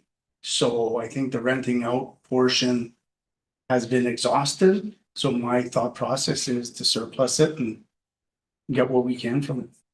Councillor Ferrari. Thank you, Madam Mayor. I agree with you, Councillor St. Louis, and I would add to that we have a property portfolio, a lot of which is in dire need of upgrades and being fixed, and $900,000 would go a long way to fixing the other buildings that we have. So Larrabee. I'm also of the saying that we should sell it if we can. We got lots of property, so let's put it in the coffers if possible. My question would have been is how much repair do we need to put now in it? And if we keep it for 6, 7, 8 years, how much repair would it be increased to? Apologize, I don't have that exact information on the building condition assessment report. Do you have any high level? 10-year total is $903,000. It's probably. Immediate 3,000. This is from a couple of years ago as well, Yeah, correct? that's what I, 20. 1 to 5 years, 589,000, 6 to 10 years, another 314,000. So over the next 10 years, the building would, well, by the time you account for inflation, it's probably over $1 million right now. Thank you. Thank you. Sorry, it isn't this time. Other questions, comments? Okay, oh, Everything's not silenced. you always think it is. Okay, at this point, we've had one council speak, 3 speak to surplus. I actually tend to fall a little bit with Councillor Pellerin, but I've always seen the potential of that building in relation to the Weyerhaeuser development in a longer term strategic way. I'm not certain about disposing of an asset such as this when it's not being done in necessarily an overall strategic way. It feels very kind of piecemeal without being examined in the context of kind of what Could it serve a better purpose in the community as a community space? We know our recreation complex on O'Hara doesn't have classroom spaces. It doesn't have kind of small scale spaces or for cultural recreational activities. And I don't know that there's been any real exploration on whether or not this building could serve other needs within that community services profile. And I know that we did elect not to have a community services study done that may have answered some of those questions. But for this one, I'm just a little nervous about letting it go and having remorse for a year from now. Just because of its location, because it is such a kind of iconic looking building. And I see potential, but I also see, the fact that it does cost us money every year to maintain, and when it's not utilized, that is a waste of taxpayer dollars. So, I will respect whatever the decision the council is on this item. Thank you. Okay, if nobody else has anything else to say, it does council, do you want a decision to? Well, we've got three. There's Yeah. I'd like, surplus, not surplus, or not surplus right now. So- yeah, so who'd be in favor of surplus now? Okay, that's where we're at. So direction to bring in a resolution to council at the Yes. next meeting? The only other thing I would say is I hope that the appraisal is low, because given the location of that property, I hope we actually are in a position to get more than the 900,000 if we do some later that we're able to sell it from. Yes. Madam Mayor, can I get direction on the intention is to sell it by tender? If we surplus it? Yeah, that's sort of the because that needs to be in the resolution, the next. Doesn't need to be in the resolution, but it needs to be, I need direction as to what happens after. That might be an operational issue, eh? If we're gonna sell it and try and get the highest bid, we'll use our procurement, Well, Lisa. our procurement has several options. Or Right. our disposition of land by law has several options. Yeah, but is that not for staff to decide what the best outcome is? Well, Not Elisa? really. But, We put a but reserve yes, we should be taking. we have options. Sorry? But yes, we should be taking it out to tender. So I can't hear you. Yes, we should be taking it out to tender.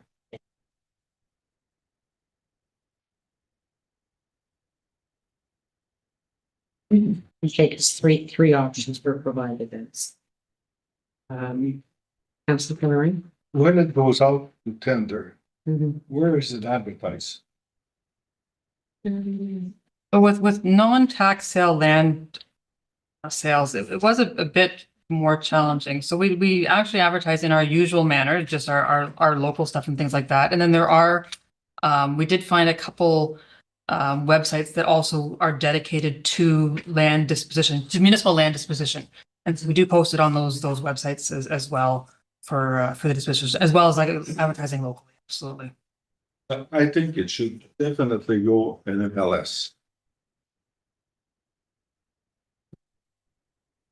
Councilor Larrabee. Thank you, Madam Mayor. Could we also put a reserve bid on this? So we don't get less than. Yeah, we were planning on that. Thank you.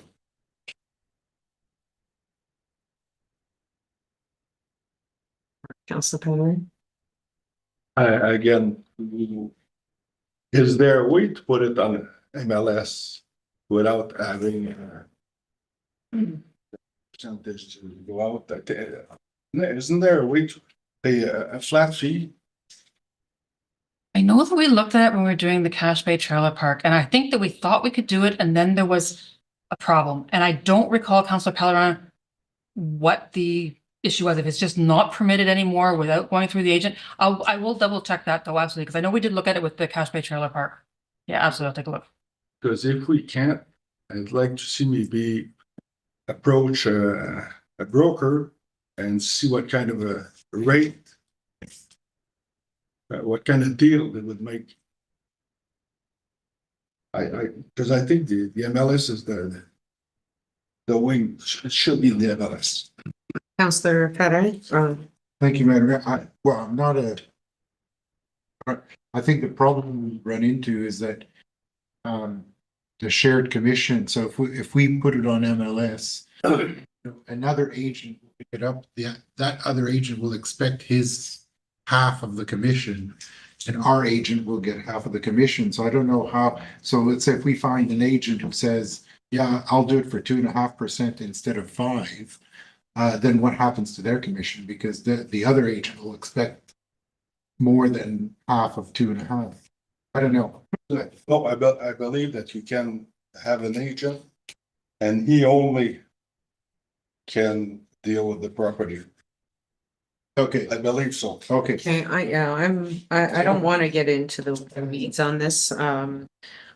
However, what I'm hearing is concern that we're if we're selling it, that we're maximizing the money that we get off of it on behalf of the taxpayers. Again, like, I'm not sure that 900,000 isn't low, and to me, even a reserve of 900 is, Well, if we have. I just find it hard to speak on this because I'm not generally. Right, but if we have a in legal favor. appraisal Yes.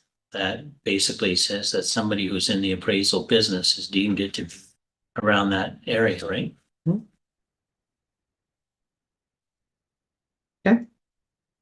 Okay, so I'm sorry, Madam Clerk, can you specify what it is you want from? Well, there were three choices. Just to respond to Councillor Claret, our bylaw for the disposition of land does have regulations. We would have to put out a request for quotation for real estate agents. They would have to provide us with a quote for what their commission would be. So that's another process. And so that's how that would work if we were to go with listing. Yes, I would like to learn more about that, but we don't seem to know too much about this way of the process. And to me, it would maximize our profit, because if somebody can put it to MLS and give us a good rate, to me, that'd be a way to go ask for quotes from brokers. We don't have to know. Can we get a resolution for the next meeting for the decision to surplus the property? In addition to that, can we get a copy of the procurement bylaw? Because the other option that's given is request for proposal, which we've talked about in some of the property we're going to talk about next, which is, being able to specify the potential uses or put a value on certain uses over other uses. I don't know that it works as well for this type of property as it does for the next property we're going to discuss. But there are options, and I think council would, because of the significant value of the asset. I think that council would probably appreciate just a little bit more information, some recommendations on how to maximize them. Does that sound fair to everybody at this time? Yes, okay. Good. With that, we are 10 minutes over, 12:13. And 10. Clock's wrong. Okay, so we're at 8:10 for a motion for recess. Councillor Rivard, Councillor Gagne, Secretary. It is moved by Councillor Rivard and seconded by Councillor Gagne. At 8:10 PM, a motion was tabled for a 10-minute recess. Okay, all in favor? Carried.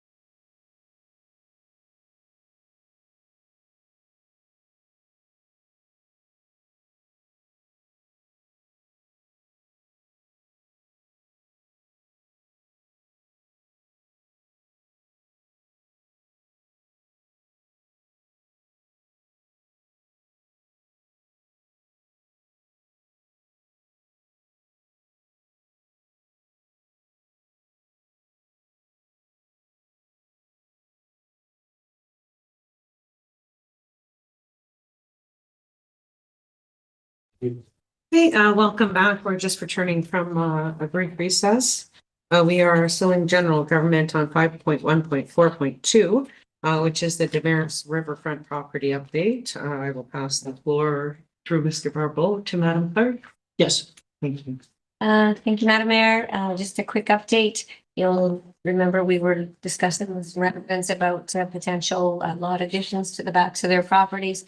After a back and forth with a couple of residents, they decided not to proceed. So we do not have anyone wishing to acquire property at the back of their properties, those that we reached out to.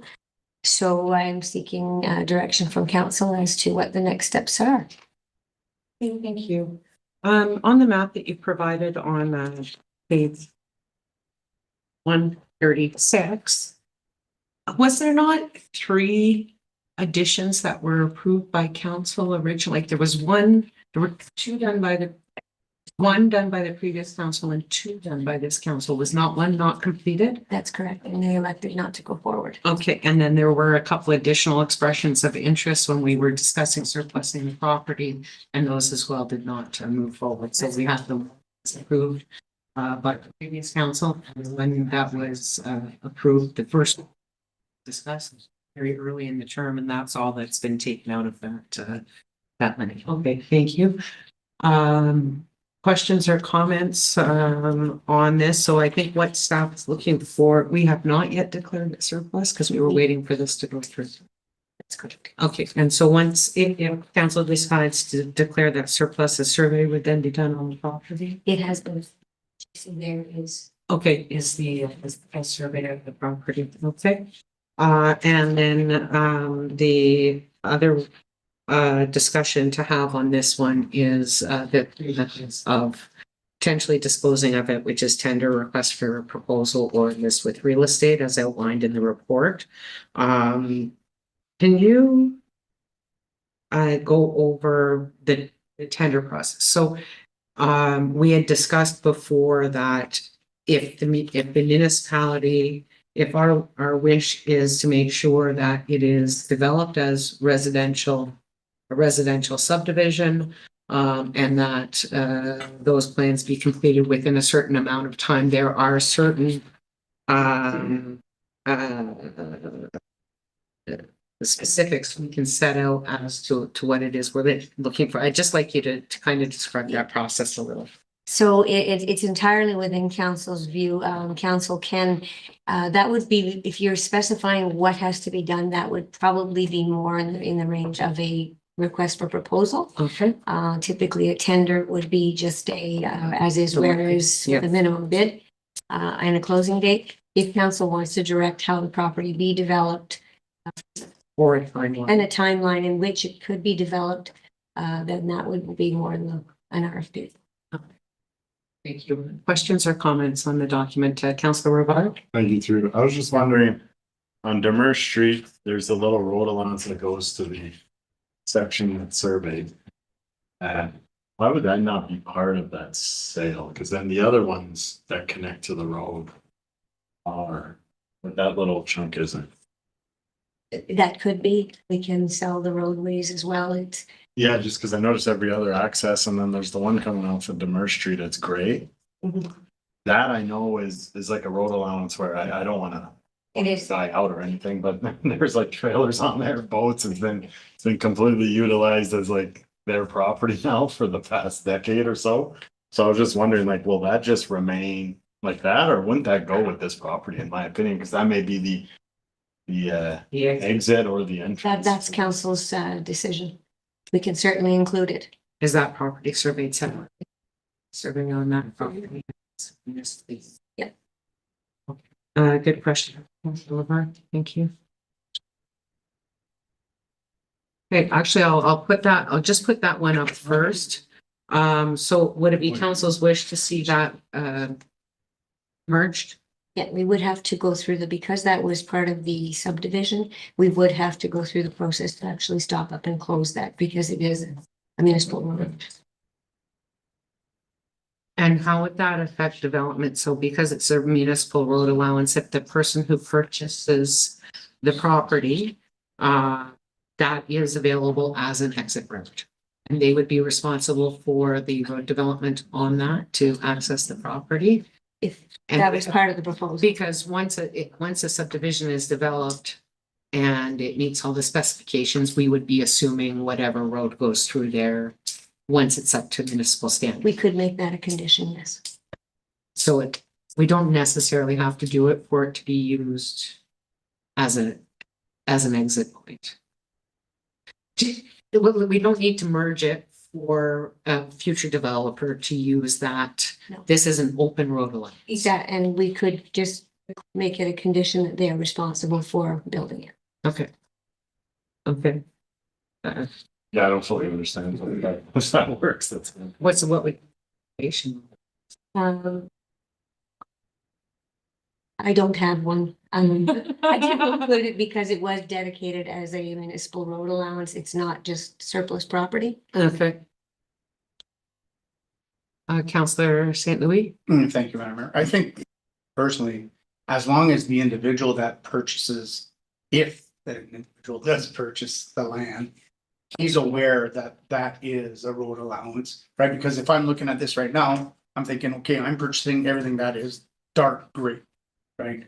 And yeah, there's a shaded gray, but I don't know what that is. So as long as the individual is understand that there's an exit there, then I don't think there's anything else. Then it'll be his responsibility or their responsibility to tell that landowner that is utilizing it right now for personal use. You need to move your stuff, right? Counselor Pellerin? Thank you, Madam Mayor. To me, there's already one exit at both ends. Could that piece be sold as a lot? It is a lot.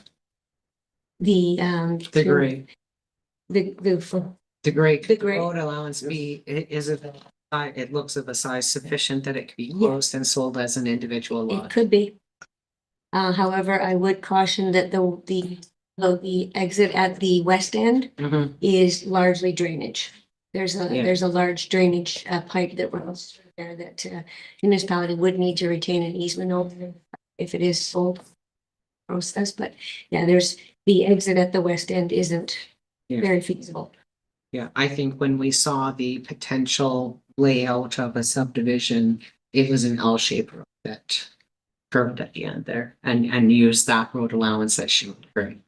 But it's not a requirement to include that for it to be functional.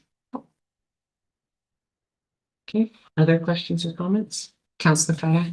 Thank you, Madam Mayor. In relation to this great road access, why are we allowing someone to use municipal property as their own? I mean, So tonight, I didn't know. Yeah, I wasn't aware.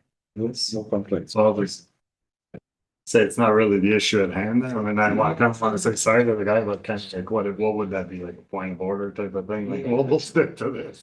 I didn't really want to, I get what. I know. you're saying. It's a bylaw. Yeah. it is a question I would like the answer to eventually. I know it may not be the right. We'll leave that out of the discussion for now because it's not on the topic of what needs to be done in order to make a future for this property. Other questions or comments? Okay, I guess the question then is, does council want to just straight put the land out for tender?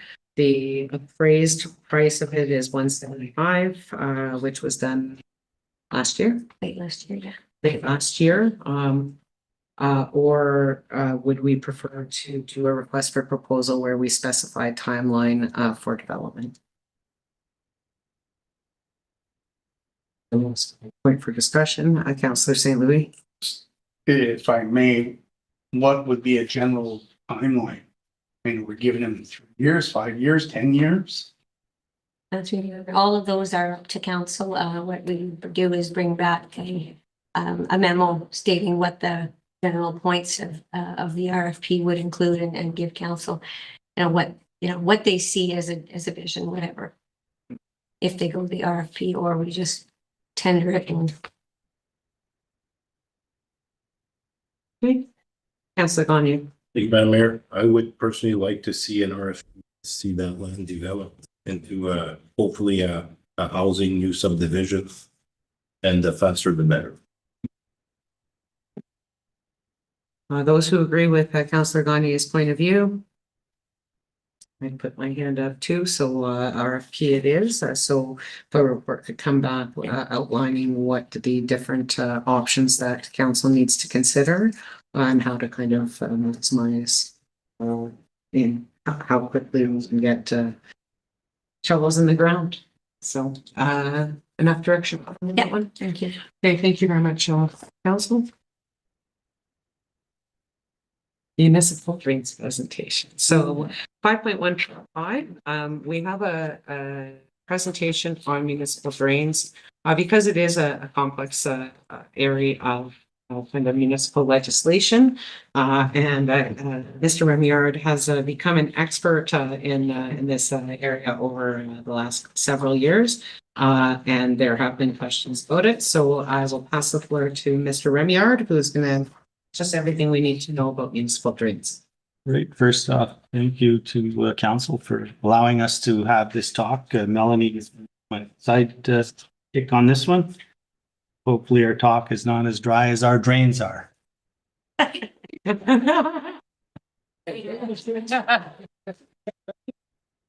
So the municipal drain, and so municipalities have many kilometers of open ditch, closed in piping, but not all are considered municipal drains. Municipal drains are created under the authority of the Drainage Act. I'm going to kind of veer off our script a little bit, but Melanie will rope me back in. So they're created under the authority of the Drainage Act. Unlike normal storm sewers, they are governed under the Water Resource Act. So for municipal drains created under the Drainage Act to be an actual drain, they need the three key elements. Element one is it starts off as a community project. So a proponent with a drainage problem brings a petition to our municipal clerk, at which point an engineer would be appointed to solve or to propose a method to solve the drainage problem, and who will pay for the construction. The municipality would then, the engineer determines how the cost will be apportioned, sorry. Element two is the legal status. So once the engineer has done the report and appointed or apportioned the costs, council passes a bylaw adopting the engineer's report. The element three is obviously once the drain is constructed, it becomes municipal infrastructure, and therefore the municipality's responsibility to maintain.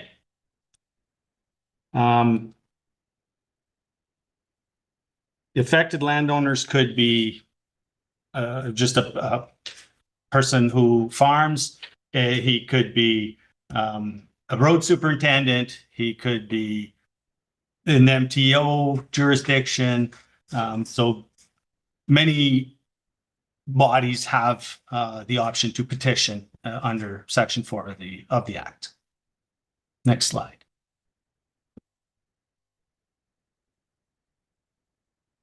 You want to take it? Continue. Yeah, you want me to continue? Sure. Okay, as indicated by Mr. Remillard, it's a very old piece of legislation, and it comes from English common law, but basically it starts with a petition, and generally it starts with a petition by somebody who has a water problem. So as indicated before, it comes to the petition, the engineer is appointed, and a report is prepared. And there are a number of meetings that happen in the middle there where they meet with landowners and the engineers go out and look at this. But by and large, that's the process. So water issues, they cause problems between neighbors and between neighbors and municipal roads or the road authorities.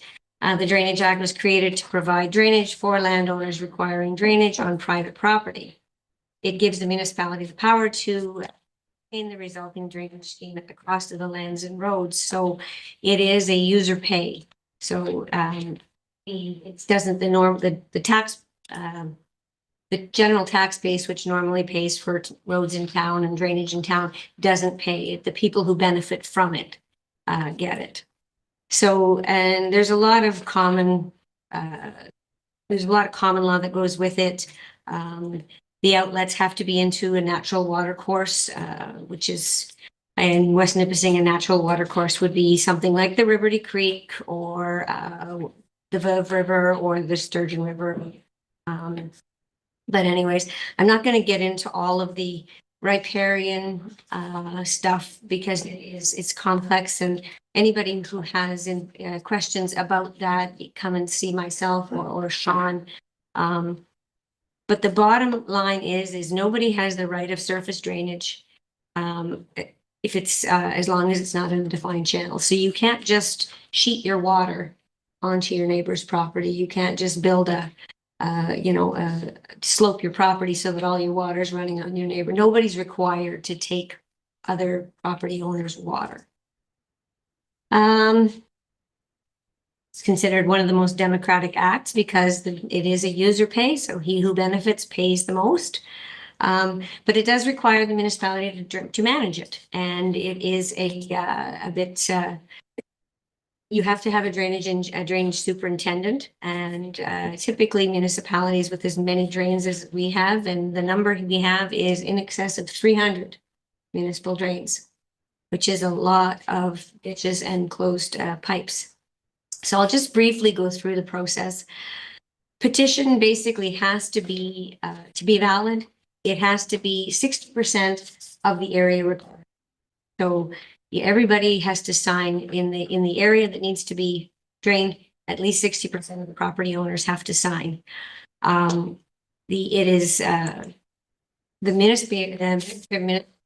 Ministry of, I guess they're OMAFA now, Agriculture, something, I can't remember what their new acronym is, but anyways, they are the provincial body that essentially has delegated the municipalities the authority to carry out this process. So once the petition has been accepted by council, a meeting is scheduled with the landowners. It's an informal meeting at which the landowners are invited in the area to discuss their issues. And it's a fact finding for the engineer, more or less. The engineer is going to research the existing drainage systems. He's going to conduct a survey of the area to determine what the watershed is, which is a big word for all the area that contributes water to, the proposed drain. And all the properties to be determined in the watershed will be assessed in the report. There is also requirements to consult with the MNR, Department of Fisheries and Oceans, MTO, railroads, utilities, natural gas, conservation authorities, if you are in a conservation authority watershed, which we aren't here. And the engineer prepares and brings a report. And it comes to council, it's circulated to all the landowners, and the clerk will schedule a consideration meeting. And on that note, the reason we're doing this at this time is we do have a new drain that is going to be coming to council in October. So we wanted you to have some background information. I know that Councillor Restul and Councillor Larrabee have been involved in drains before, and I know that Councillor Pellerin knows about municipal drains, but I'm sure that some of you, it's new information, and just so that you have a bit of information when that happens. So the consideration meeting is held for the purpose of looking at the technical aspects of the report, just the technical. So when the engineer comes to that meeting, it's a discussion about the technical aspects only. It's not about assessment. At that meeting, if it's determined that it is too costly, petitioners can ask to have their name removed from the petition. And if the petition, if enough remove their name at that time, the petition fails and the project doesn't go forward. The costs to that point would be apportioned to those persons, but no further costs. That's how that would go. So as we'd indicated, there are assessments. So in the engineer's report, every property is assessed. So they're assessed on two bases. They're assessed for outlet and they're assessed for benefit, which are the two criteria. So typically people who are directly abutting the drain have what's called a benefit assessment because their properties they can put their water directly in there. An outlet assessment is based on how much water your property or how many hectares of your property contribute water to the drain. People who do not like, after the council does first and second reading of the bylaw for the consideration meeting, the clerk will send out a notice for a court of revision, which is where the landowners who disagree with their assessment can come to that meeting. And we have an appointed court of revision consisting of 3 members of the community, was appointed at the time of all the other boards and committees. We just haven't used them yet. No members of council? No. Thank you. The Court of Revision will then look at the assessments and determine whether or not the appeal is valid or not. The point to remember is that if they take assessment away from somebody, they have to add it to somebody else. So but it is a bit of a process, but that is handled at the Court of Revision and at the staff level. Sean, do you want to take over? Sure, I have a question. Certainly. Yeah. You were saying 60% of the landowners or 60% Of the area, I believe. of the area being serviced? Like if you have a farm of 1,000 acres and there's 10 doesn't come up to 1,000 acres, that one person, that one farmer would override the other 10 that's on that? Well, he would be 100% of the area. It's only his property that required it. He would be 100%. Responsible. But if that drainage goes on other property to drain his property, but that person's got more, you're saying it takes 60% of the ask to have that drain done. Of the area requiring drainage. So the people downstream, they don't need drainage. The person upstream needs drainage. So 60% of the people who need the water to get off their property is the watershed. Okay, so it's not only one person, No. 60%. Can the municipality be the proponent of the ask? Absolutely. Thank you. Bon, Okay. sur ce même sujet-là, 60% des hectares required drainage. Et si le farmer qui veut drainer 100 ans, mais l'eau, elle vient de 5000 plus haut. Toutes ces terres-là, il peut venir quasiment 800 000 acres qui s'en viennent. Ça, c'est-tu considéré comme required draining? Sean, do you want to speak to the survey process?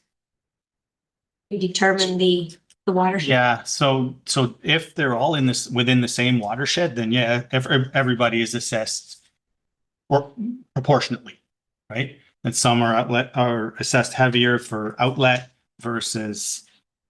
So I'm not sure I understand your question. Consent de petition. Comme moi, ça m'en fait des années passées. Downstream de moi, j'ai fait des pétitions. Moi, j'avais 160 acres. Ça montait jusqu'à Warren. Il y avait un paquet d'acres qui étaient. Dans la watershed. Ouais. Mais eux autres n'étaient pas considérés.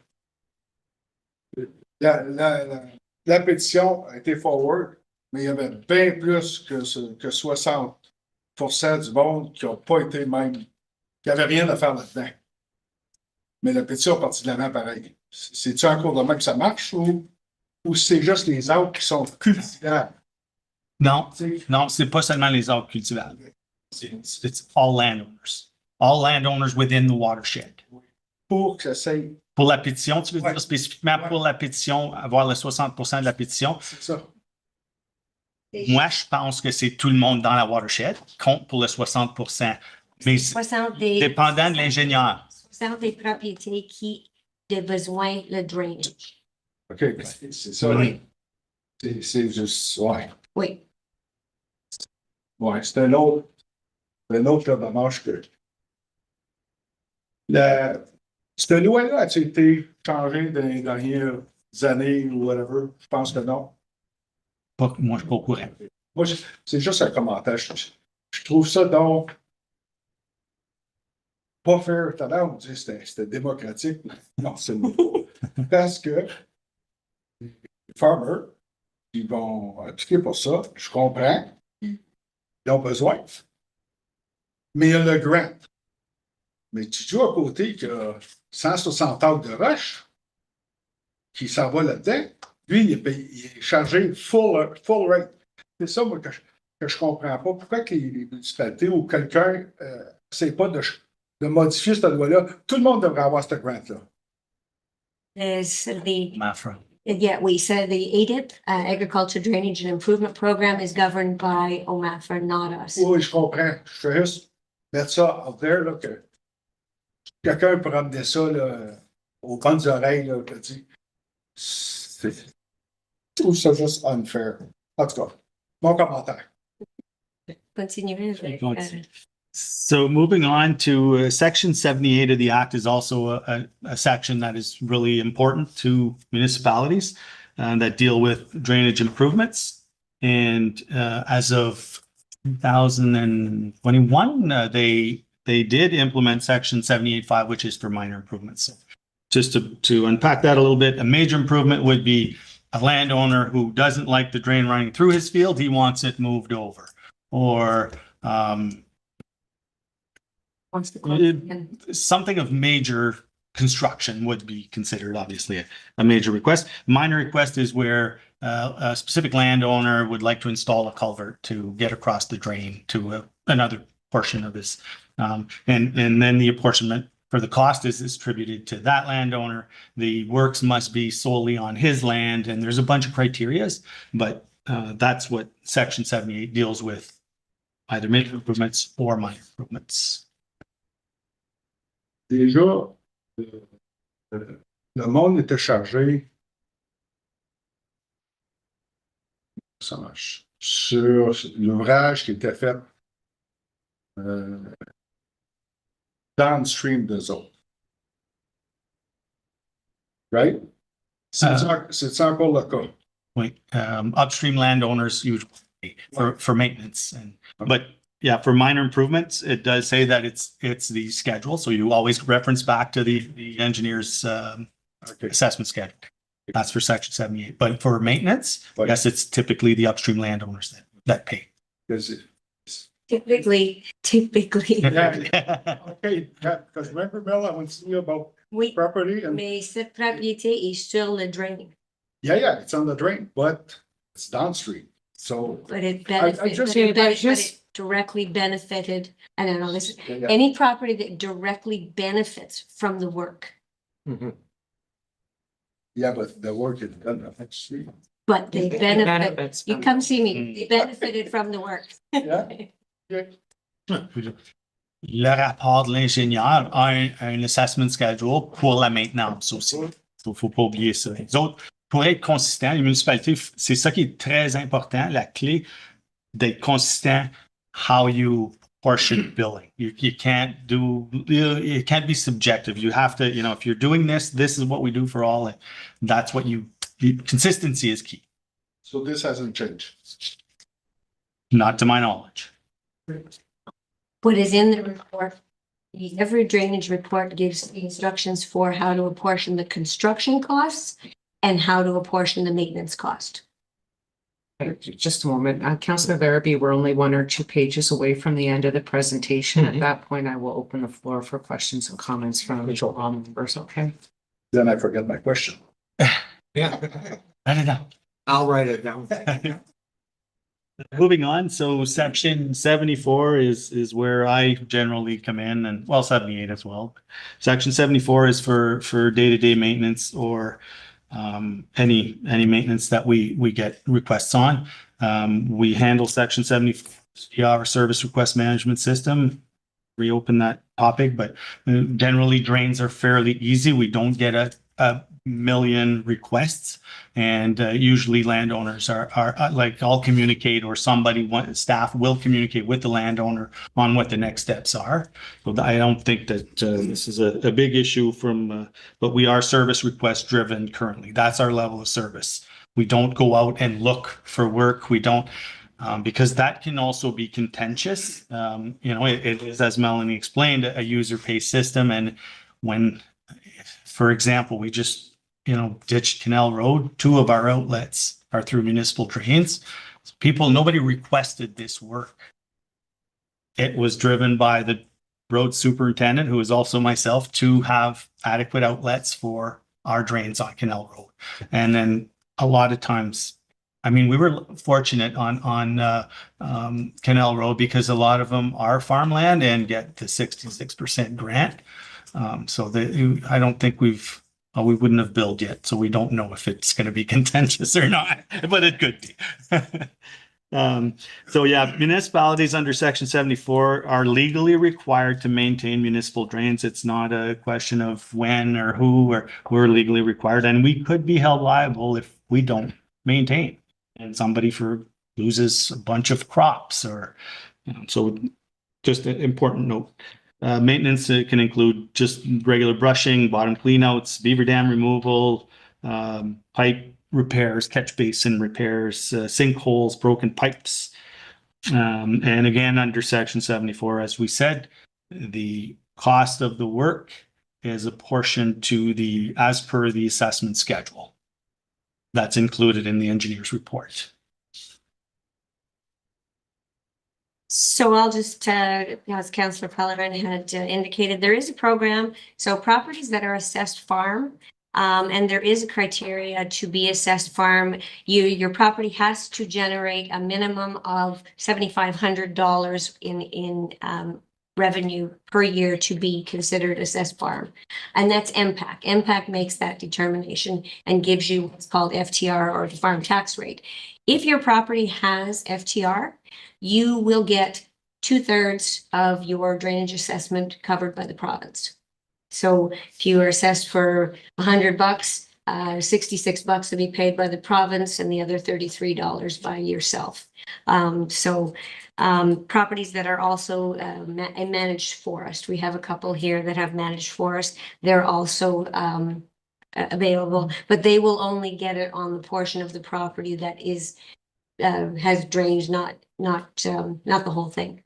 Farm properties, generally, as many acres as they have in the watershed, they get the 66% on.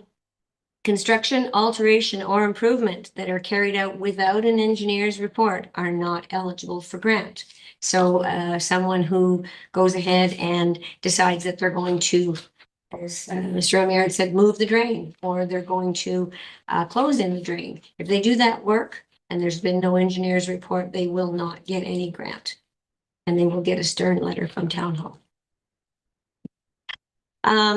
Other kinds of drains, there's a couple of different kinds, and I won't go into it. There are mutual agreement drains, which are basically a drain between 2 neighbors. I need to get to the municipal drain, but it's over there. I need to dig a ditch across my neighbor's property. So I'm going to make an agreement with my neighbor to dig a private ditch, and we're going to agree. That's a mutual agreement drain. And then we have the Section 123 drains. We in West Nipissing have a ton of Section 123 drains because our municipality includes a lot of property that was previously unincorporated. So in places like Kirkpatrick and McPherson townships, the government at that time would pay for the drains to be built. And then it was up to the landowners to maintain them. Many of those did get turned into official municipal drains early in the 2000s. We still have quite a few that are still the private, and those landowners are responsible. We don't maintain Section 123 drains. So if I was a landowner on a Section 123 drain, could I petition to legalize the drain? And that's pretty well all there is. Like I said, that's like a lot of information in 5 minutes, 10 minutes maybe. I have to put money in the jar. But, we wanted you to have anybody who wants to ask questions, please come and talk to myself and Sean. There's a bunch of links.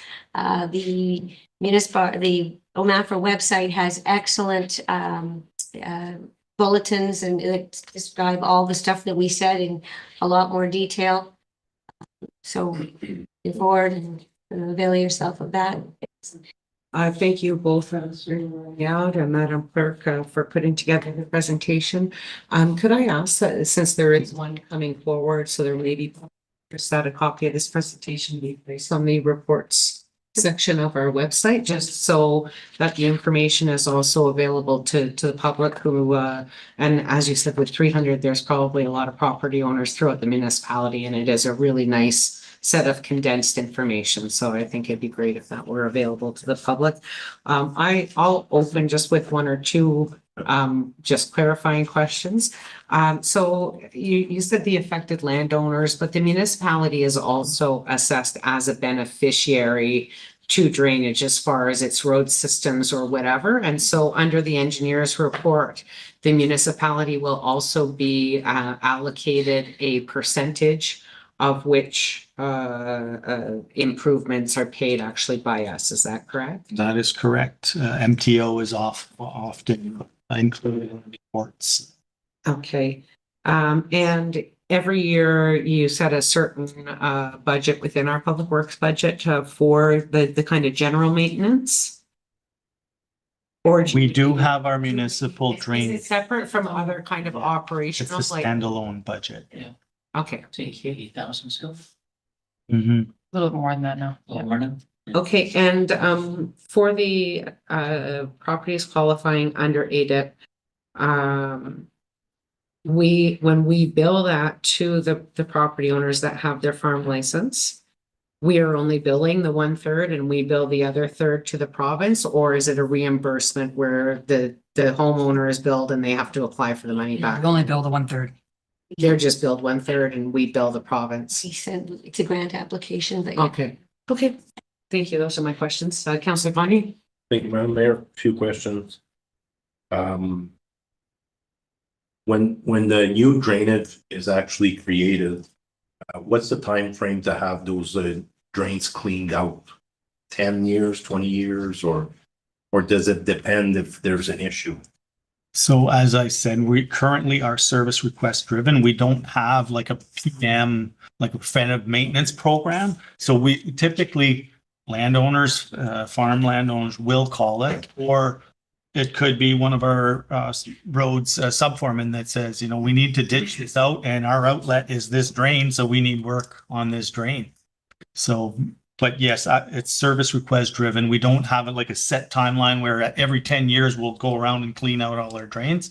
Okay. We currently don't have that level of service. When you're on that outlet, is all those property owners that are benefiting, they're gonna get billed a portion of the work that's being done? As per the assessment schedule, yeah. Okay. And just to come back at the petition, if there's 10 landowners and only 5 sign the petition, is that petition dead? Depending on the area, right? So you could have one landowner who has a lot of land on that watershed. Therefore, maybe only one signature is required, right? If he has 60 acres of the 100 acres, Okay. then that meets the 60% threshold. but there might be 150 downstream landowners. Yeah.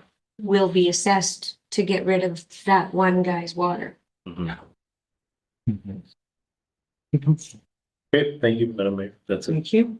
Other questions or comments, Councillor Larrabee? Thank you, Madam Mayor. When we do hire the engineers to line up where the ditches are going, could we take a safe practice of going on the sideline of the property? I know that they go with the property at the low level, that's where these sheets are. But I know of a property myself that that land is just drains in there, cutting it out. So that farm is no longer farmable because of the municipal drain that's on it. And I could bring a map to show what I'm talking about. So if it's possible moving forward, if you can direct engineers to follow the side of the farm, so that way if there's no drilling and blasting, Oh, can we take this? I'm sorry. Please save all, Apologies. just give us that. Sorry about that. That's okay.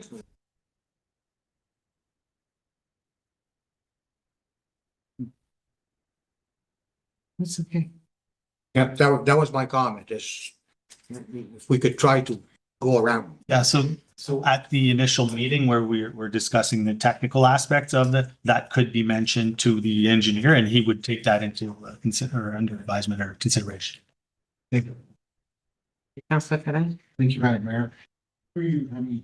How do you deal with beavers, for example, beaver dams, say on downstream, there's a beaver dam on one of the properties and that's kind of flooding the upstream farm. Whose responsibility is it to deal with the dam and destroy it? Is it the landowner? Is it the municipality? So under section 74 of the act, it is the municipality. So we do have a list of Backers. beaver maintenance people who address, who address the beaver activity. And then I would then put out a quick bid RFQ to get a contractor in to remove the dam. And is it possible that the dam, beaver dam is not on a property that's part of the municipal drain? Then what happens? Happens a lot. We still, if it's part of the municipal drain, we still have to go and get that dam because if the others will be assessed on that watershed, they need that dam removed under section 74 of the act. We don't have a choice. We have to go and remove it. Even if it's on private land? Well, municipal drains are all over private land all over. But if it's not within that municipal drain, but impacting. Oh, no. Upstream. So let's say it's a tributary to the drain and not part, line a branch of the drain or not part of the drain itself, then absolutely not. That's private landowner issue and they have to address their own. Then if they start flooding out the neighbor by not addressing the beaver on their property, then you're into a civil dispute. And I don't know where we go from there, but would it be bylaw who would get involved or it's a civil dispute at that point. Yeah. Mhm. Thank you. Other questions or comments, Councilor Pelletier? Just follow up, there's also trappers that are involved, they get paid so much per beaver, if there's a nuisance. Yeah, we pay them by the hour and they do their thing. Before it used to be per beaver, right? Yeah. It's not anymore? Okay. Yes, beaver maintenance. Other questions or comments? Okay, thank you very much for the information. It is available to review. If you can come up with other questions, this will be coming back to council as an application, and we will get the opportunity to work through the whole process. If you do have questions, please reach out to Madam Clerk. That's okay, Mr. Barbo? Yeah, questions on the Drainage Act, and hopefully she would copy all of council back so we all get the same answers if there is any points of clarification. Right. With that, we are done general government, and no, we're not. Okay, so there's a quick addendum to the agenda this evening. I provided a memo that paper copies on your desk, and I believe it's sent by email early this afternoon, and it's just a very brief update on the process for the rest of council. For the sake of public interest, I'll just go over the following. There was a total of 32 applications received. 16 applicants were long listed where the recruiter felt it was appropriate for us to look at the resumes. The committee met with the recruitment firm on August 28th. We reviewed the resumes of the 16 long list applicants. We've selected 6 candidates for a first round of interviews, and the interviews will be conducted next week by the 4-member committee and the representative from the recruitment firm. The committee will then select 2 to 3 candidates to move forward for a second round of interviews. Those second round of interviews will be conducted by all of council. We do need to set a date for a special closed meeting of council to do that interview process. And I provided some options there. And the final decision on the hiring of our new CAO will be done by a majority vote of all of council. With that said, I have provided 3 evening dates, which is the hopeful resolution, and then additionally a Saturday date if we were unable to come to a conclusion on that. I did send the potential dates to you last night, so you'd all have an opportunity to look at your calendars. So I'll just go through quite quickly.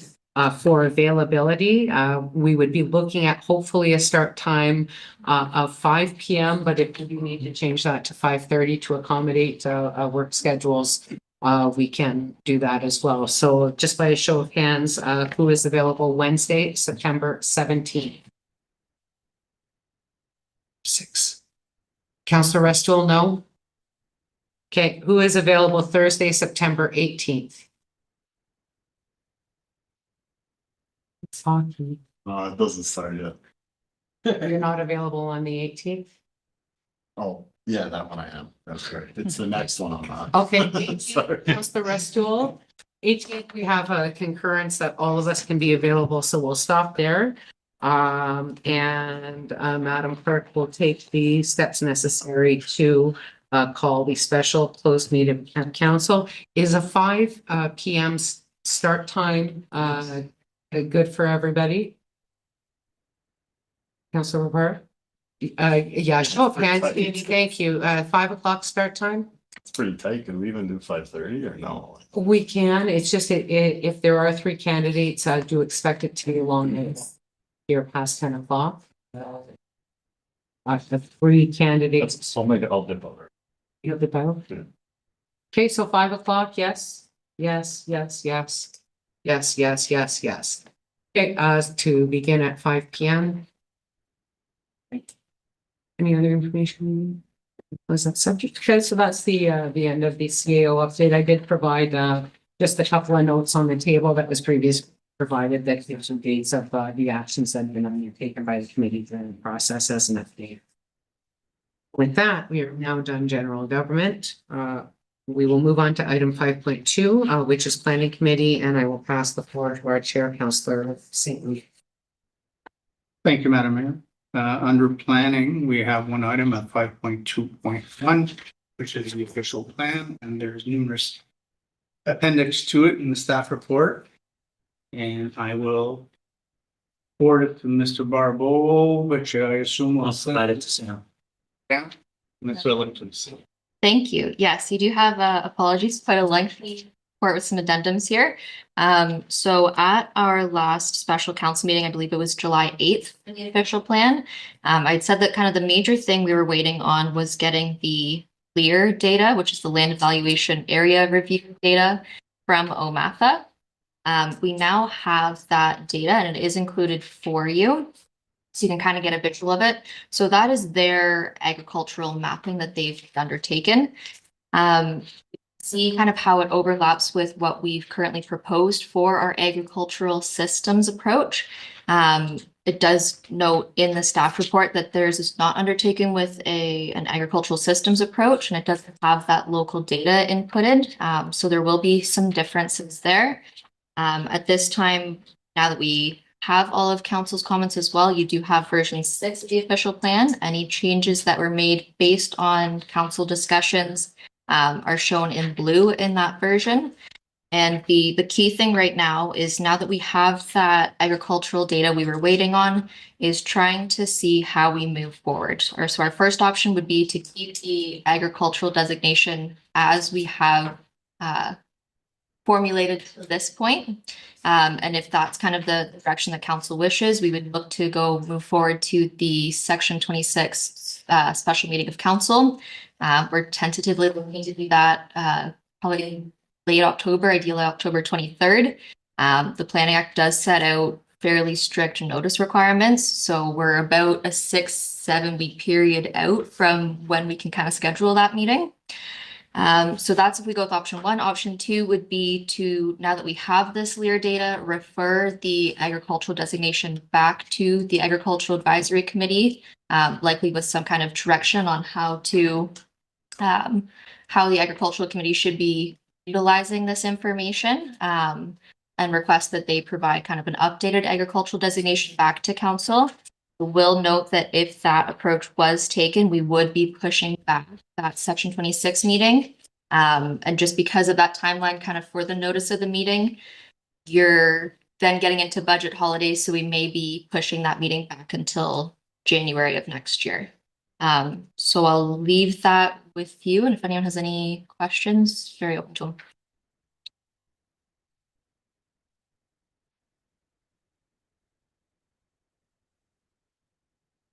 Any questions? Sorry. I was looking at it. Was there any questions on what's being proposed? I'll see you better. Thank you, Mr. Chair. So am I'm a bit confused. Am I assuming correctly then, if we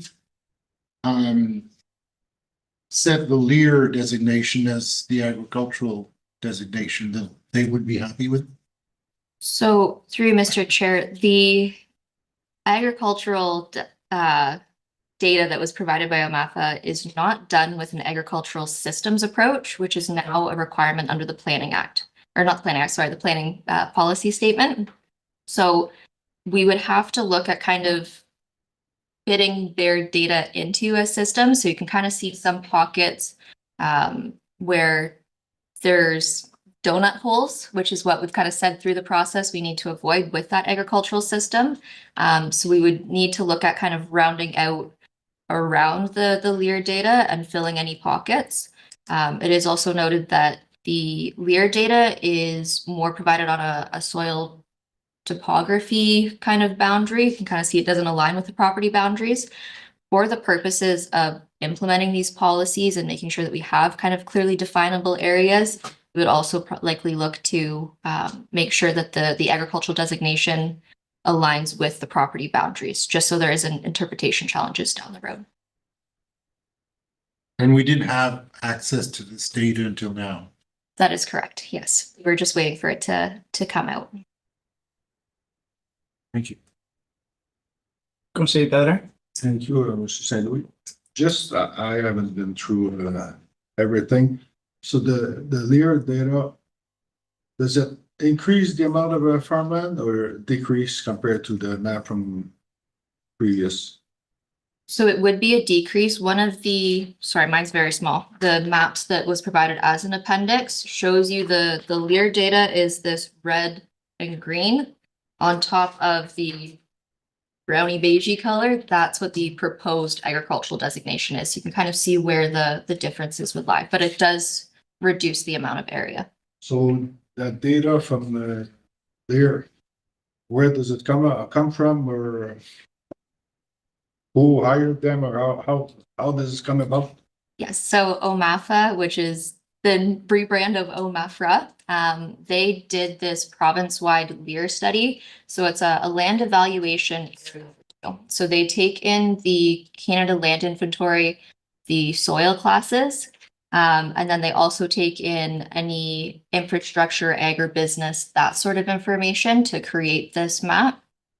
So we did a fairly similar process coming up with the agricultural designation. It used the lands inventory soil classes, any infrastructure, as well as any local improvements, and then also applied that systems approach. So they do have a very similar kind of basis to them. But you don't come up with the same final draw. No, fair enough. Again, that their system didn't use a systems approach, which is why we have kind of filled out some more areas. And then along with that, when this was brought to the Agricultural Advisory Committee, they provided their local input on lands that were also required to be protected. And I will also note that the way that a LEAR study is done, they kind of set out all these data and give a certain value to lands, and then they set and say you have to be above 70 points to be included in the system. So because of that, some lands will be excluded that ours doesn't. Thank you. Any other questions? Comments? Nothing going? Just, what would be your recommendation? To stay with the Lear designation or to use our own that was consulted with our agricultural committee? So that's what I'm looking for your help on. I will say that when the consultants and Mel and I all met with Ken Mott, who's the representative for OMAFRA in this area, and it was brought up of the concern of if we proceeded with the agricultural designation as we've got right now, will that be a challenge? And he indicated that he'd reviewed it very briefly at that, but he didn't really see any concerns with it. The only thing that he noted was where there's areas that differentiate between the Lear and between what we've proposed, that alongside the submission of the official plan to the ministry for comments, they would like to see an agricultural justification report prepared by the consultants, essentially saying, we know that you included this area, but functionally, this is what's happened, or you didn't see the value in this area, but local farmers have indicated that since the CLI mapping was done, there's been a ton of improvements in drainage and work put into this area that makes it more valuable. It is noted in the report that that is expected to come at a cost beyond the project budget. So I have reached out to OMAFRA to confirm if that's kind of a want or a need, and I haven't heard back yet. But regardless of if we aligned with the Lear or stuck to what we have, they would be requesting that agricultural justification with it. So it's not really a cost we can avoid if they say that they want it. Okay, thank you. Any other questions? Comments? I don't have questions on the Lear, but I have questions on the amendments. Did you want to go through the amendments? That's all that would like. We can, if I may just ask if there's anything else on the Lear, just while we're on that topic, is that okay? No, I don't believe anybody else has anything. Can we get, before we move on to the amendments, Mr. Chair, can we get some sort of direction from council whether they want to stay with the ag advisory mapping or go to Lear or go back to the advisory committee for more revisions, but possibly changes made? So if we can get that direction, that would be helpful. Thank you, Mr. Chair. Well, my preference is to stick with what we have. Because there's a chance that the justification report is just a preferred rather than a requirement. So we may not need to produce one. And it seems to me, since there's a potential cost to both, let's opt for the easiest solution. I don't see why we need to go back to the drawing board, delay the whole process by a number of weeks. Unless there's a reason I'm missing. I'll play devil's advocate. But please, Like, because I Yeah, no, can't. and the only thing that I see that poses challenges in the way that this has been laid out is that obviously there has been some dissent among some of the property owners that are going to be impacted by the new regulations. And then when you look at the overlay map, there are some areas where we are making it an agricultural reserve, basically, that doesn't touch on Lear lands as identified by OMAFRA. So when you look south of the bridge in Living, there's no lands identified that are by the Lear data, but there's a large block of land in South Living that is being impacted, and all of those property owners those lands are not currently under any kind of A1, A2 protection. Do we know? You see which block of land I'm talking about per se. So And I'm just playing devil's advocate in that it will have impact on all those property owners without the kind of justification of the data of, yeah. It's all rural now, so they would all be impacted with that change. And then again, when you look at much of the land that sits west of highways, I'm gonna see, no. Sorry, I'm just trying to, everything's small. I don't know what that road is. Oh, that is, that's, 64. that is six, no, because doesn't 64 come, it comes on a bend like that. If the 64 doesn't run straight That down. may just be a concession. Okay, anyway, so there's a lot of land on the very eastern, or sorry, western end there that only has that kind of one small chunk of Lear identified lands in the north central portion.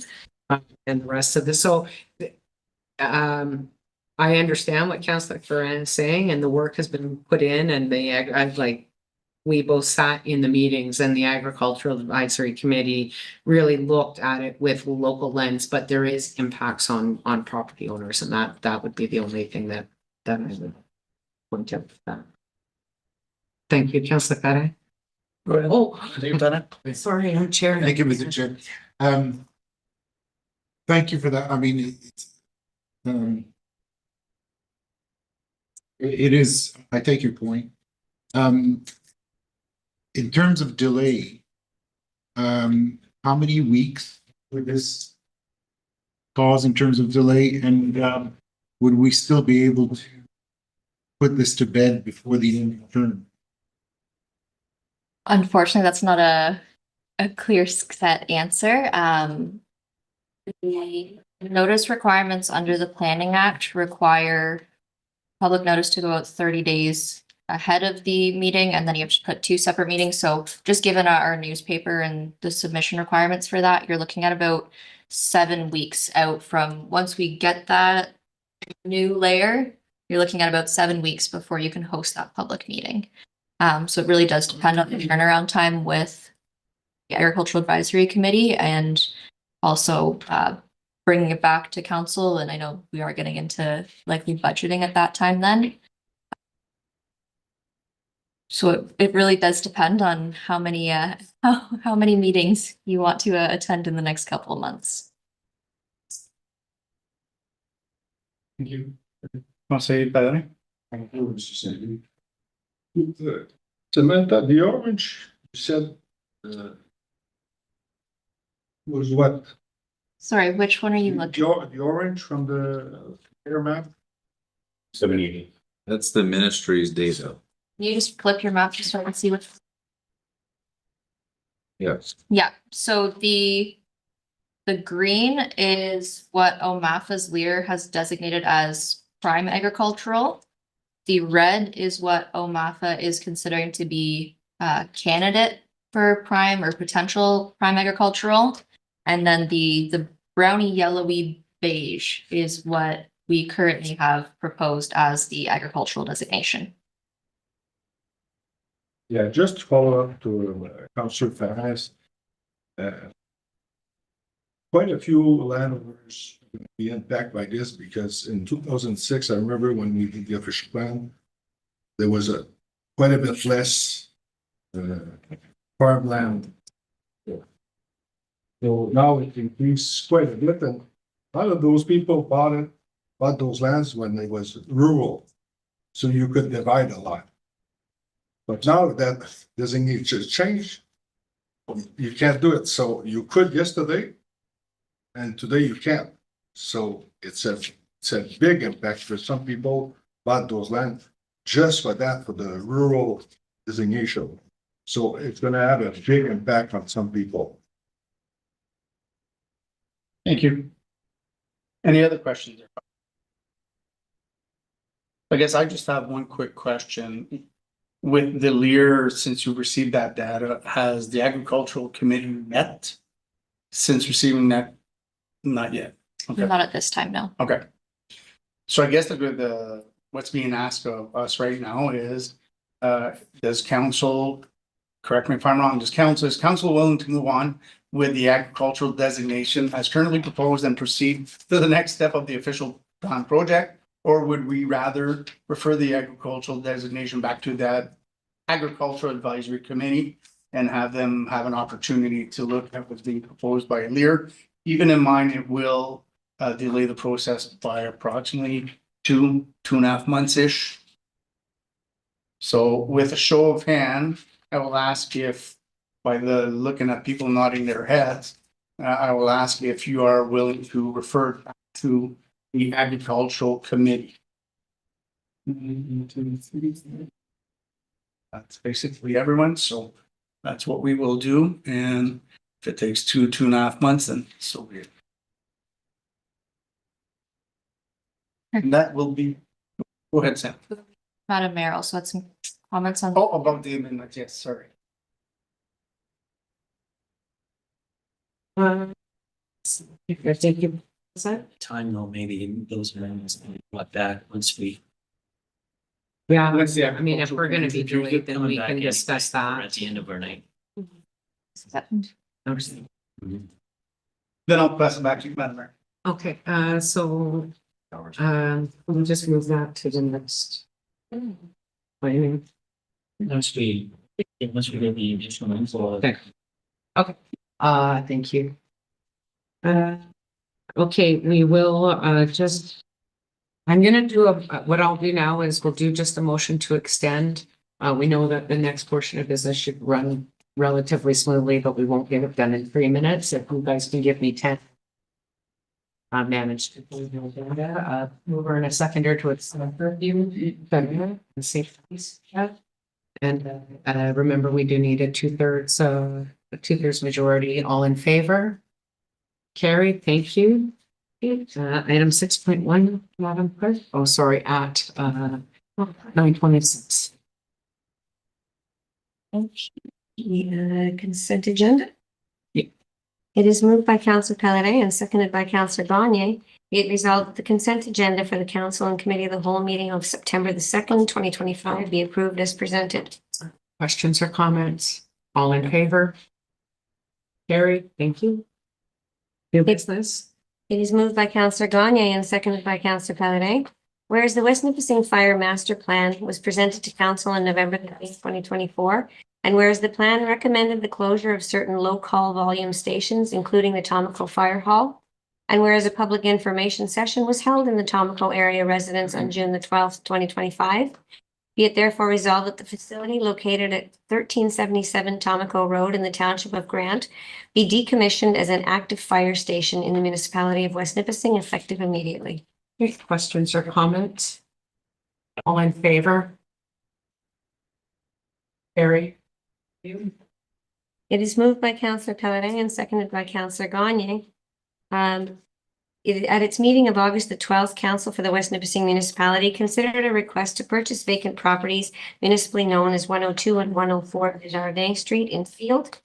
And whereas Council determined that the said lands are not required for municipal purposes and should be declared surplus, it resolved that the lands municipally known as 102 and 104 Desjardins Street in Field, and more particularly described as PIN numbers 402 49072 0049 and 0046, are hereby declared surplus to the needs of the West Nipissing municipality, and be it further resolved that staff are authorized to obtain an opinion of value and report back to council with recommendations for disposition. Questions or comments? All in favor? Carried. It is moved by Councillor Larrabee and seconded by Councillor Ferrin. Be it resolved that Council for the West Nipissing Municipality authorizes the Mayor and Chief Administrative Officer to execute the Mobile Crisis Response Team Enhancement Grant 2025-2026 and 2026 and 2027 transfer payment agreement with the Ministry of the Solicitor General and the West Nipissing OPP. Questions or comments? All in favor? Carried. It is moved by Councillor Ferrin, seconded by Councillor Larrabee. Be it resolved that the second quarter financial report for the water and sewer for the West Nipissing municipality be received. I know that there were some councillors, including myself, that did have questions in regards to this item. I wondered whether there was any member of council interested in putting forward a motion to defer to the next meeting. You're just receiving a report, right? Yes, but there were some questions that I believe that when a councillor identified questions to you that they would have when this item came up. And if we do not have time to discuss it at this meeting or have those questions answered, then I don't know that there's any rush to accept it, whether we accept it at this meeting or whether we accept it at the next meeting. So the request was received when the staff member wasn't at work. And the staff member indicated that she would have the information at a future time. So we want to do it later and just defer it or receive these because you're not adopting them anyway. So you're not approving the financial report, you're just receiving them at any event. So I think that the request was for capital updates at the same time. Is Projections. that it? Yeah, updates on. So we can provide a capital update at the next meeting where it actually belongs with Public Works. Provide that update. Would that satisfy? Okay, so, if we can make a note to have the capital updates provided at the next meeting, that would be fantastic. Thank you. Any questions or comments? All in favor? Carried? It is moved by Councillor Larrabee and seconded by Councillor Ferrin. Be it resolved, the second quarter financial report for solid waste, the municipality of West Nipissing be received. Questions or comments? All in favor? Carried? Thank you. I don't believe we have anyone's motion this evening. Then has been dealt with, just on the mayor's report. I will briefly just like to congratulate our Chief Frank Luffin. I received a letter from MTCO indicating that he's actually received his diploma in municipal administration with honors. So he was on the honor roll, so have a shout out to Chief Luffin for accomplishment in that. Additionally, the Vernon Ram Rodeo is happening next weekend, and everybody gets a chance to go out and attend. Thank you. It is moved by Councillor Ferrin and seconded by Councillor Larrabee. Be it resolved that bylaw number 2025-70 being a bylaw of the West Nipissing municipality to confirm the proceedings of council at its meeting held on September the 2nd, 2025, come into force and take effect on the date as passed. All in favor? Carried? It is moved by Councillor Larrabee and seconded by Councillor Ferrin. Be it resolved that the council and committee of the whole meeting on September the 2nd, 2025 be adjourned. Favor? Carried? And hearing no's.